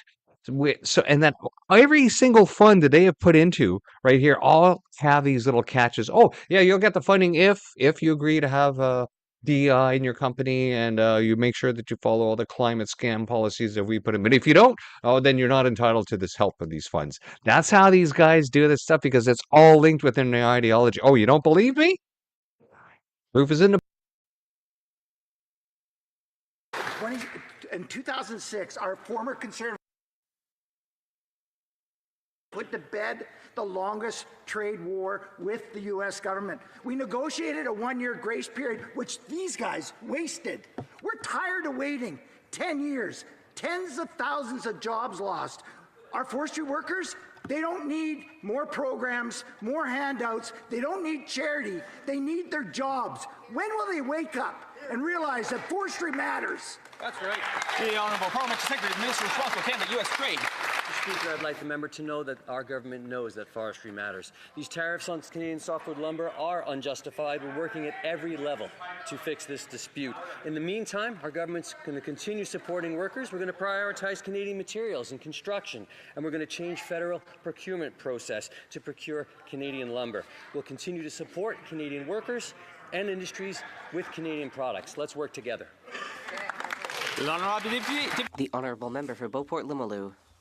Mr. Speaker, last week, the Government of Canada announced a second tranche of major projects to build Canada strong. A number of critical minerals projects were referred to the Major Projects Office to speed up their development. Critical minerals are essential for Canada's economic development and national security. Can the Parliamentary Secretary to the Minister of Energy and Natural Resources tell us more about one of these projects in particular, the Nouveau Monde Graphite Project in Quebec? The Honourable Parliamentary Secretary. Mr. Speaker, I would like to thank my colleague from Beauport-Limoilou for that question. I actually took part in this announcement, and I have met with people from Nouveau Monde Graphite at various points in the past. It will bring lots of economic benefits to Quebec, especially to the Quebec battery sector. The mine will be integrated in with a planned battery materials manufacturing plant in Bécancourt. This will make the Canadian economy more resilient and speed up our green shift. It will create more than 1,000 jobs and bring over $1.8 billion of investment to Quebec. Failed green battery plant. How many more of these failed EV bullshit industries is Canada going to pay for through the Liberal Party to make Mark Carney's shareholders rich? How many more times are you going to do this, Canada? Hey? Building a strong and prosperous economy. Parkland. Mr. Speaker, a new 1 million barrel a day pipeline will mean $5 billion in additional royalties every year. Canada exports over $100 billion a year in oil every year. It is our largest export. It provides jobs, taxes, and prosperity for all Canadians. But under these Liberals, we will never be able to build a new pipeline to the West Coast because of their shipping ban. While huge American tankers sit off our western shores, Western Canadian oil is landlocked. And worse, we have to sell it to the Americans at a discount. Why are the Liberals giving the Americans a Black Friday deal every day on Canadian energy? The Honourable Parliamentary Secretary, the Minister of Energy and Natural Resources. Mr. Speaker, we have an incredible opportunity. Leading energy superpower in both clean and conventional energy. This government was elected to deliver bold nation-building projects that strengthen our economy, reinforce Canadian autonomy, and advance Indigenous prosperity while contributing to clean growth and Canada's climate objective. Yes, friends from the Conservative Party, we can do both. We're willing to work with all provinces and Indigenous community and Alberta to achieve these shared objectives. Thank you, Mr. The Honourable Member for Parkland.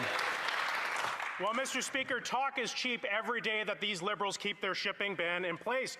The best way to protect and grow Canada's economy is to lift the Liberal shipping ban and start exporting our oil to markets other than the United States. The Liberal shipping ban prevents Canada from building a major new oil pipeline to the West Coast to reach energy-starved Asian markets. The shipping ban costs us tens of thousands of jobs and billions in additional revenue every year. Under these Liberals, every day is Black Friday for Americans buying our cheap energy. Why are the Liberals handing the Americans yet another win by blocking our biggest export? The Honourable Secretary of State. Mr. Speaker, the honourable member is talking about infrastructure, but they voted against the largest infrastructure investment in Canadian history. Mr. Speaker, that is what our plan is delivering. We're going to be building roads, bridges, hospitals, major infrastructure in the nation's interest. Mr. Speaker, wages are up 3.5% in October alone. Wow. Canadians created 67,000 jobs. So when the Conservatives voted against the budget, Mr. Speaker, they voted against workers, they voted against jobs, they voted against Canadians. The honourable member from Regina, Wascana. Mr. Speaker, the Northern Gateway Pipeline was going to diversify Canada's export markets by selling Canadian oil and gas to the world. But the Liberals killed that project with Bill C-48, the West Coast tanker ban, which keeps Canadian oil and gas landlocked. Worse still, the Liberals' tanker ban applies to Canadian ships only, not American ones. Mr. Speaker, if American ships can export American oil through Canadian waters, then why can't Canadian ships do the same with Canadian oil? The Honourable Parliamentary Secretary to the Government House Leader. Yes, thank you, Mr. Speaker. You know, it's amazing to hear the Conservatives talk about pipelines. You know, the reality is, for 10 long years, Mr. Speaker, you know how much pipeline they actually built to the tide, to the ocean? Zero. Wow. Not 1 inch of pipeline. Talk is cheap, Mr. Speaker, but we have a Prime Minister and a Liberal government that is pushing growth for our clean energy and energy in general. I think it's time that they come on board and support a government that knows how to get a job done and build Canada stronger. The honourable member for Oakville West. Mr. Speaker, while the Conservatives promise cuts, our government is making the investments needed to keep Canada's health system strong, including in communities like mine in Oakville West, where building up our health infrastructure is essential to meet the needs of our growing and aging population. Can the Parliamentary Secretary tell the House what the government is doing to make sure Canadians can access to the health care they deserve? The Honourable Parliamentary Secretary to the Minister of Health. Mr. Speaker, building a strong Canada means making generational investment infrastructure. Budget 2025 delivers $5 billion in the new health infrastructure fund, strengthening hospitals, ERs, and medical schools across the country. Conservatives voted against investment like this in the House, yet their MPs never missed the ribbon cutting. But we're glad they can come around. Better late than never, though better never late, Mr. Speaker. On this side of the House, we're focused on delivering real results and building a stronger, healthier Canada for everyone. The honourable member for Lanark-Frontenac. Thank you, Mr. Speaker. This House unanimously adopted 2 motions, one affirming that a genocide is underway in China, and the other calling on the government to, quote, expedite the entry into Canada of 10,000 Uyghurs and other Turkic Muslims in need of protection over 2 years, starting in 2024, end quote. That 2-year period ends in a month, and as of yesterday, only 143 Uyghurs have been admitted to Canada by a government that now calls the People's Republic of China a strategic partner. So, how soon can we expect the remaining 9,857 Uyghurs to receive the protection that we all agree they need? The Honourable Parliamentary Secretary, the Minister of Immigration, Refugees. Mr. Speaker, Canada has been an example for the world, particularly when it comes to responding to the Uyghur issue in China, among other global crises affecting fundamentally human rights. We continue to look at this issue. We continue to put in place measures, but the honourable member knows that the circumstances are very challenging indeed. When individuals come to Canada, of course, a number of checks have to be completed, and there's a number of other challenges as well at play. I thank the honourable member for the question and invite him to have a conversation afterwards if he wishes. The honourable member for Vancouver East. Based on news reports, the Prime Minister appears ready to sign an MOU with Alberta that could greenlight a brand new pipeline to BC's North Coast behind closed doors without BC at the table and by carving out an exemption to the tanker ban that protects our communities and our coast. So I ask the Prime Minister, will he commit today that he will he will not proceed with the project without the full consent of First Nations and the province of BC? And will he honor the tanker ban and put a stop to this pipeline scheme? Hear, hear. The Honourable Parliamentary Secretary, the Minister of Energy and Natural Resources. Mr. Speaker, we're having very productive conversation with Premier AB about the responsibly advancing major project. By the way, BC is already seeing the highest number of projects move forward of any province. Any additional energy infrastructure in BC that is approved will be considered with direct input from both the provincial government and the Indigenous community. Thank you, Mr. Speaker. The Honourable Member for Saanich Gulf Islands. Thank you, Mr. Speaker. Yesterday in question period and again today, we hear allegations that are patently false that U.S. tankers are moving through the Hecate Strait, the area banned for the last 50 years under a moratorium honored by BC and federal governments of all stripes for 50 years. Any suggestion, as the member for Regina Capel said yesterday, that U.S. tankers are moving through, quote, the exact same place is patently false. Can anyone from the Liberal government benches explain if the Liberals understand the tanker ban? Hear, hear. The Honourable Parliamentary Secretary, the Minister of Environment and Climate Change. Thank you, Mr. Speaker, and thank you to my friend from Saanich Gulf Islands, who's right across from my community.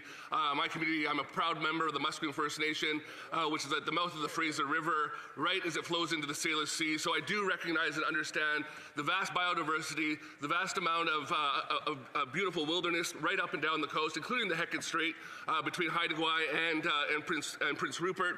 And as a proud member of Musqueam, I'm proud to stand on this side of the House, committed to making Canada an energy superpower while protecting the environment, fighting climate change, and seeking consensus with First Nations and other partners. Hear, hear. Order. That concludes question period for today. I wish to inform the House that the volume of earpieces will now be reset.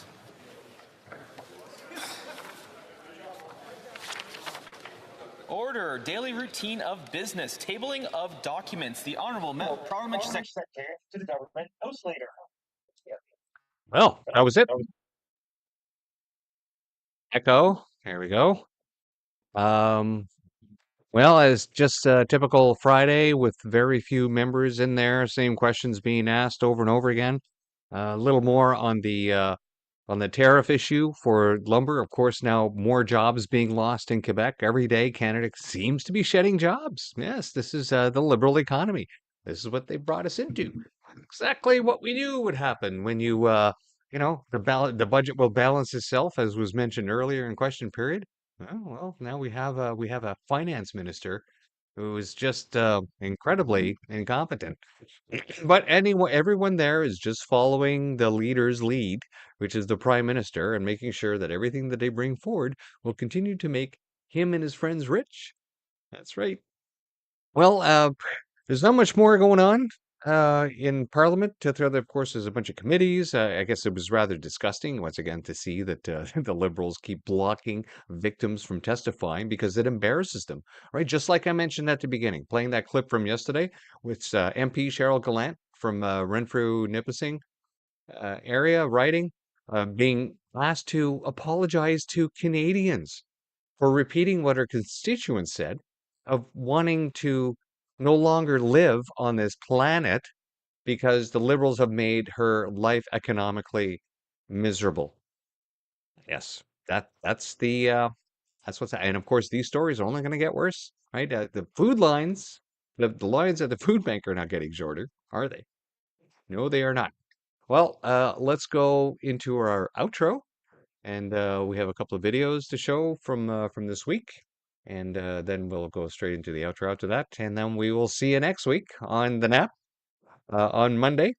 And this weekend, I think with the announcement that Stargate is going to come back to Prime and that they are going to stay in the same universe is all the last kick in the pant that I needed to start another show that I've been thinking about for a couple of months on the weekends around sci-fi. So look for that, and we'll see if I can get my act together and get an episode of that out on the weekend. Other than that, we'll see you next week for the nap. Thanks for coming out. I really appreciate it. Again, please leave some comments. Comments drive the algorithm. Like, share, subscribe. Managed to reach over 100 subscribers on YouTube without really trying. That was really nice. I really appreciate that. We continue to grow on Rumble. We haven't reached 200 members there yet. Every little bit helps. Put the word out. Enjoy our standalone videos on the website. And when the election comes, because it will eventually, because every government falls, that's what those little videos are there for, to remind people how ridiculous the Liberals are in question period and how they bald-faced lie like a rug. We'll see you next time. Bye.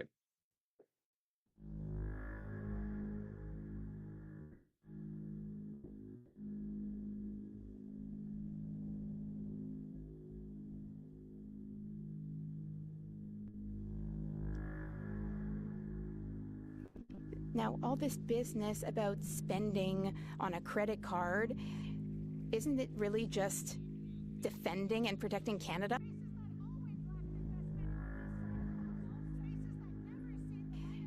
Isn't it really just defending and protecting Canada?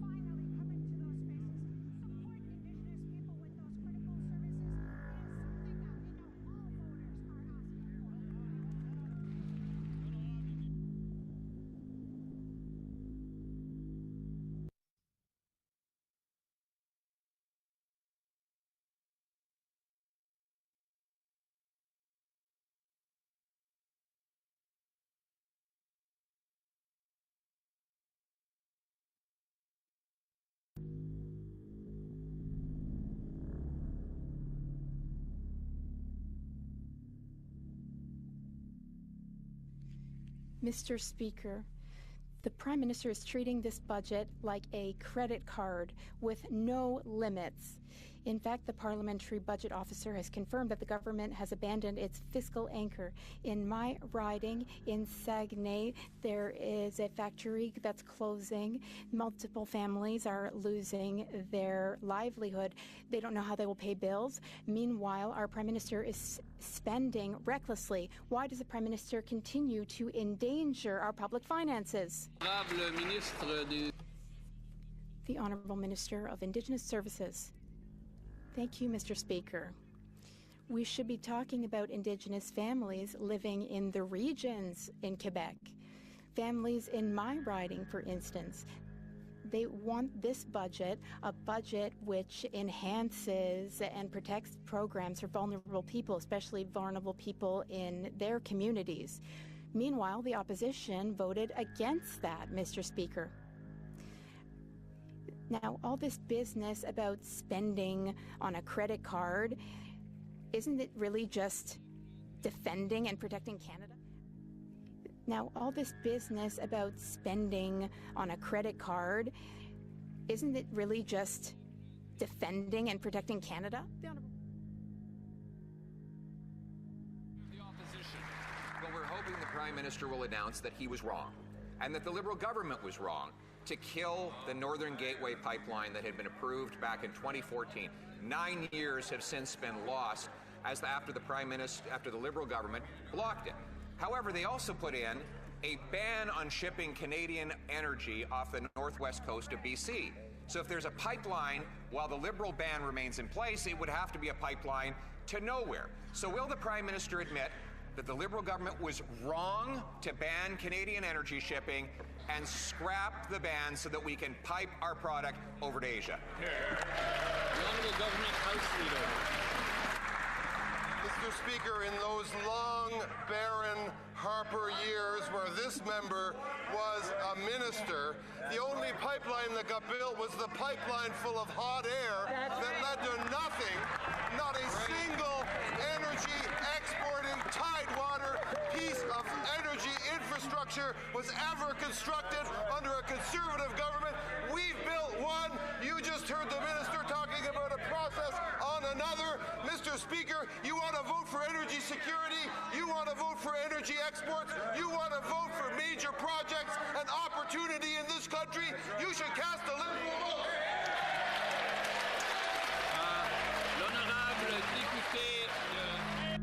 The honourable member for.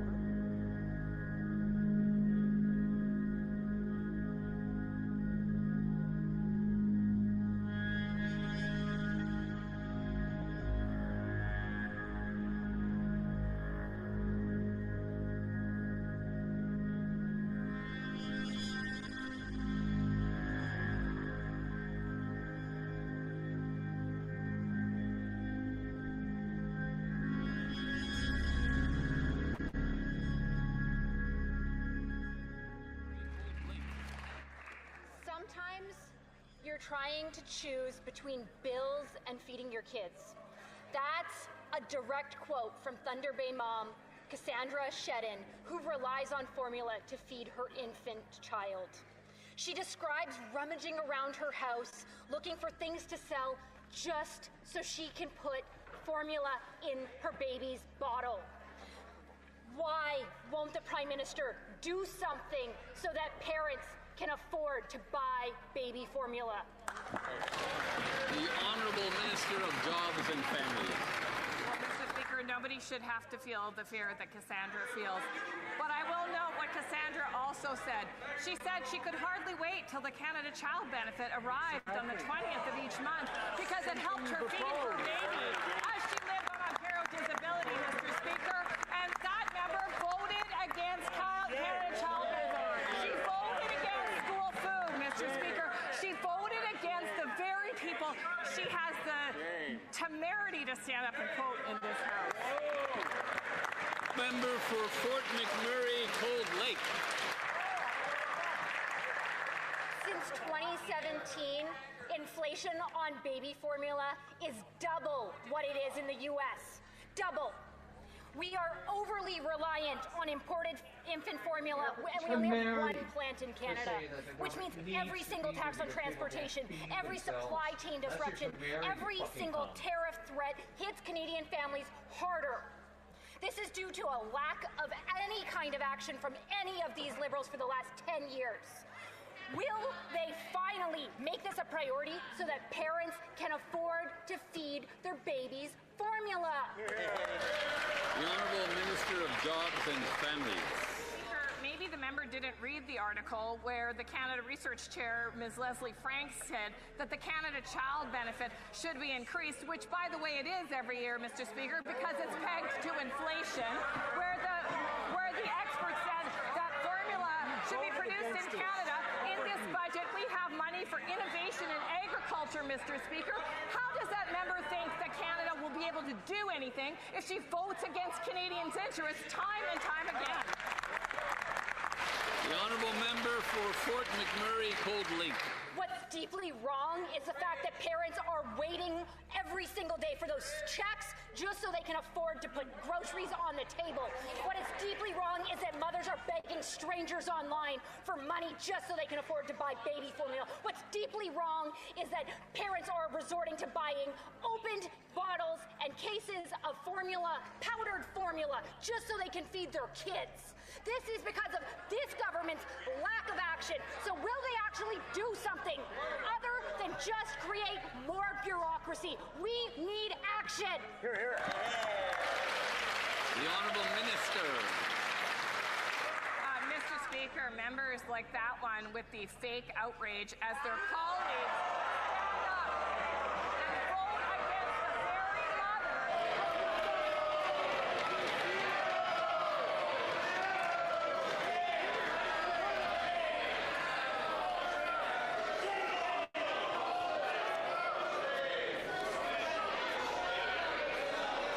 The Honourable Minister. Just the other day, the member from Bowmanville, Oshawa North, suggested that hungry children should go without because parents should be able to afford to feed their kids. Well, you know what, Mr. Speaker, I have a newsflash. Single mothers like I were in my day needed all the help we could get, and that's what we do for moms every single day in this House. The Honourable Member for Lethbridge.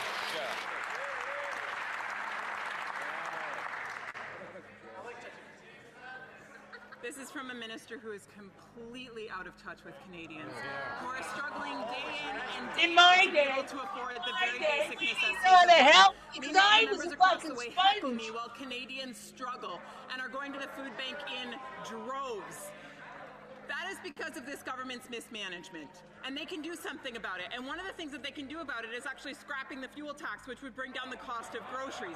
Why is this government hell-bent on keeping the fuel tax and making sure that Canadians cannot afford basic necessities?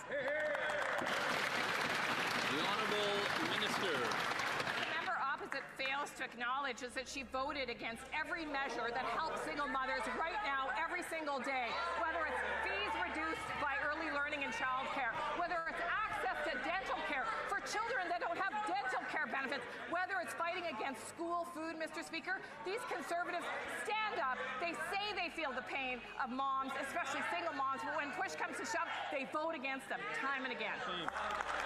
The Honourable Member for Lethbridge. So what she is saying is that through socialist programs, Canadians can be provided for. That Canadians shouldn't be able to make ends meet on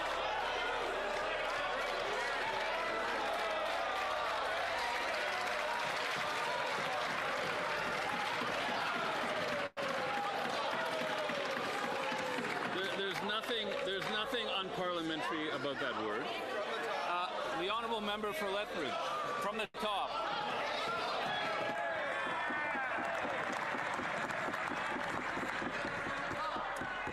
Food prices in this country have risen by 40%, which is way higher than 40% faster than the United States of America, which goes to prove that it has a whole lot to do with this government and its socialist policies. Now, Stats Canada shows that beef is up 17%, chicken is up 6%, apples is up 4%, and baby formula is up 6%. The most stolen item in a grocery store because parents are desperate due to this government's mismanagement. So, folks are suffering. I hosted a town hall last week. Their faces, their stories came forward. These are more than stats, folks. What will this government do about it? The Honourable Minister. Well, Mr. Speaker, that's why I'm so proud to be a Liberal, because Liberals believe in helping each other. We believe that when a single mom is having a tough time, we should be there for her. We believe that when a family's down on their luck, we should have an employment insurance program that helps people out when they lose their job. We believe that when people can't access dental care for sometimes up to 20 years and live in pain, we should do something about that as a country. And you know what, Mr. Speaker? That's what Canadians believe. It's why we're known for our universal health care system, Mr. Speaker, because we care about each other.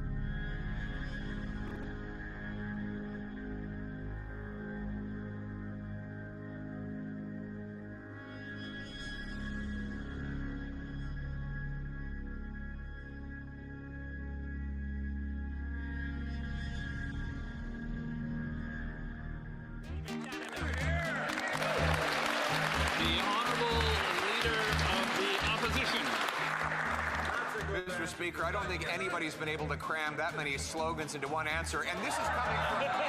This is coming from me. Mr. Speaker, let's look at some facts. I know the party opposite doesn't really like to talk about facts. Best credit rating in the world. Lowest net debt to GDP in the G7. While specific universally agreed upon real-time data can be complex to determine, countries like Brunei, Hong Kong, Estonia, and Botswana typically have some of the lowest ratios of government net debt to GDP. In the G7, Canada and Germany have the lowest net debt to GDP ratios. This is the International Monetary Fund (IMF) website tracking general government gross debt. Let's go down and use the Wayback Machine and take us to 2015, when the Liberal government first came into power and formed government. Canada's debt as a percentage of GDP was 92%. Germany was 71.2%. Let's move the clock forward to 2025. Germany has dropped. Their economy has done better.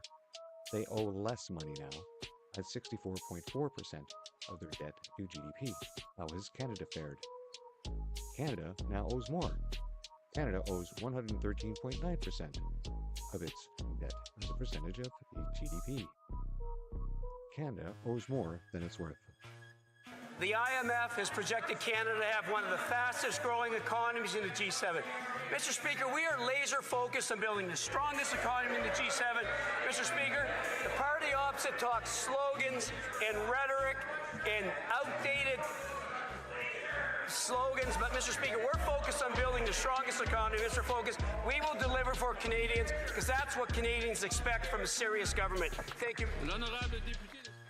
Cash-strapped and needed a break. Instead, the Prime Minister gave them the costliest budget in Canadian history and put it all on the national credit card.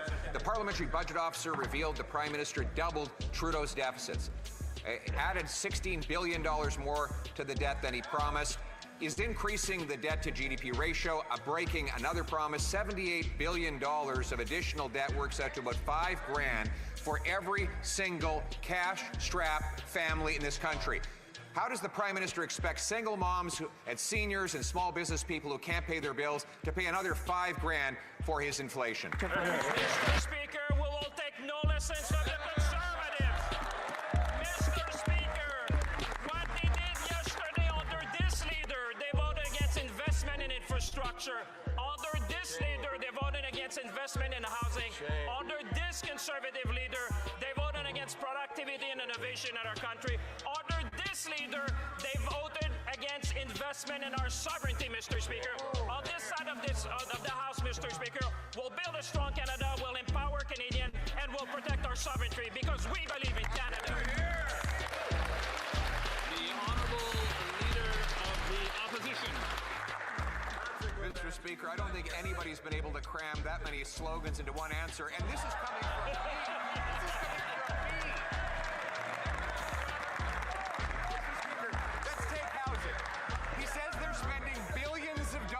More on housing. The results are out today. Housing starts down 17% year over year. Where we need the most in Toronto, down 42% year over year. Vancouver, 36% year over year. Ontario, down 35%. And BC, down 22%. Why is it that the more Liberals spend, the less that we can build? The Honourable Minister for Housing and Infrastructure. Thank you, Mr. Speaker. Well, the Leader of the Opposition is ignoring the year-to-date results. He's looking month to month. He's twisting the facts. He's getting confused in the numbers. Conservatives have a tough time with numbers sometimes. We understand that. Year-to-date, 2025 versus 2024, we are up 5% with housing starts. The Leader of the Opposition. What are Canadians getting for the 28 trips, 150,000 kilometers, enough to circle the world 4 times that the Prime Minister has billed back to Canadians? Well, he met with the Americans, and they doubled tariffs on our steel, aluminum, autos, and tripled them on our forestry. He met with the Chinese, who increased tariffs on our farmers and fish harvesters. He met with the Indians. They increased tariffs on Canadian peas. He met the Brits, and they're keeping their blockade on our beef. Why is it that whenever the Prime Minister gets on a plane, Canadians end up paying more tariffs abroad? The Honourable Minister of International Trade. We have good news for Canadians. Germany just signed a $1 billion deal with Lockheed Martin Canada to support jobs right here in this country. This is what Canadians are getting from the Prime Minister being on the world stage, selling what Canada has to offer. It's about unlocking new markets and creating good jobs here in Canada. The Honourable Leader of the Opposition. With the Prime Minister billing millions of dollars for his high-flying trips around the world, 28 trips, 150,000 kilometers, now is the time for a scorecard. The Americans have increased tariffs on Canadian autos, aluminum, steel, steel, and lumber. The Indians have increased tariff on our peas. The Chinese increased it on our farmers, our fish harvesters. Now, allow me to introduce a comprehensive list of all the tariffs the Prime Minister has successfully had reduced on Canada.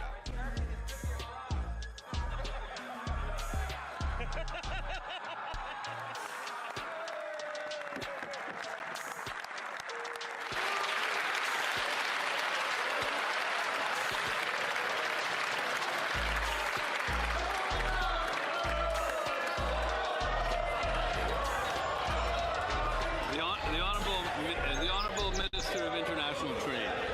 Mr. Speaker, the Conservative Leader continues to stand against support for Canadian workers and businesses. He has refused to support our government's plan to double non-U.S. exports over the next decade. In fact, he called Canadian exports, other than oil, pixie dust. Does the Conservative Leader think our $5 billion in beef exports is pixie dust?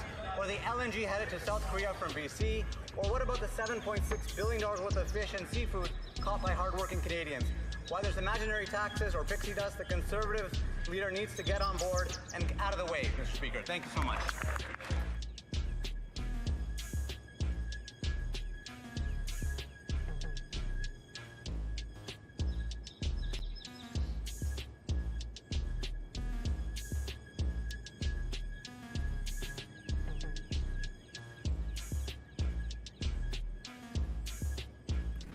Well, Mr. Speaker, that's a bit rich coming from Poilievre's biographer, but let's talk. Thank you, Mr. Speaker. I appreciate the plug for my book. If the member read books instead of talking points, the country would be in a better place. If the Conservatives want the truth, we'll tell them the truth. Yesterday from the Prime Minister really freaked these Conservatives out because they saw the ambition in that speech. And not only did they see it in that speech today, as the Prime Minister stood with the Premier investing in new nuclear to ensure the jobs of today and the future, they know that the youth... The only thing that's revolting are those answers. Speaker, we will take no lessons from these Conservatives. Trust me on that, Mr. It's too bad that that minister didn't write the Prime Minister's speech yesterday, because it wouldn't have bored and depressed to tears all of those poor students stuck in that room. There he spoke about how they would have to sacrifice more and that it would take time to reverse all of the misery that has built up over the last 10 years. Mr. Speaker, young people want to have homes. They want to have jobs. They want to have hope. They want a budget that is affordable so they can have a life that is affordable. Will the Prime Minister introduce that budget so that Canadians can restore the promise of their country? And we decide what comes next. Canada know that this government has their back. It will continue. There's going to be a powerful statement for the young people of Canada. Driving inflation. The more Liberals spend, the more it costs Canadians at the grocery store. 25% of Canadians are using food banks because they can't afford to eat. So when will the Prime Minister finally get his inflationary deficits under control so Canadians can put food on the table? Mr. Speaker, Conservative members pretend to care about food insecurity, but then they call feeding children garbage. Mr. Speaker, what's garbage was that answer? Did the Prime Minister see the ad before it went out? Of course there are too many people living in poverty in Canada, but there are significant initiatives being put in place by this government. Being serious means being honest and telling Canada's economy is in fact growing, Mr. Speaker. Algonquin, Renfrew. I'd like to respond to that point of order. And I was relaying what my constituent had said to me when they first announced that MAID was looking at allowing for people suffering from mental illness to apply for MAID. And what she told me is that she told her doctor as soon as it's available, she wanted to be euthanized because she couldn't take bearing not being able to eat, pay the rent, or pay the heat.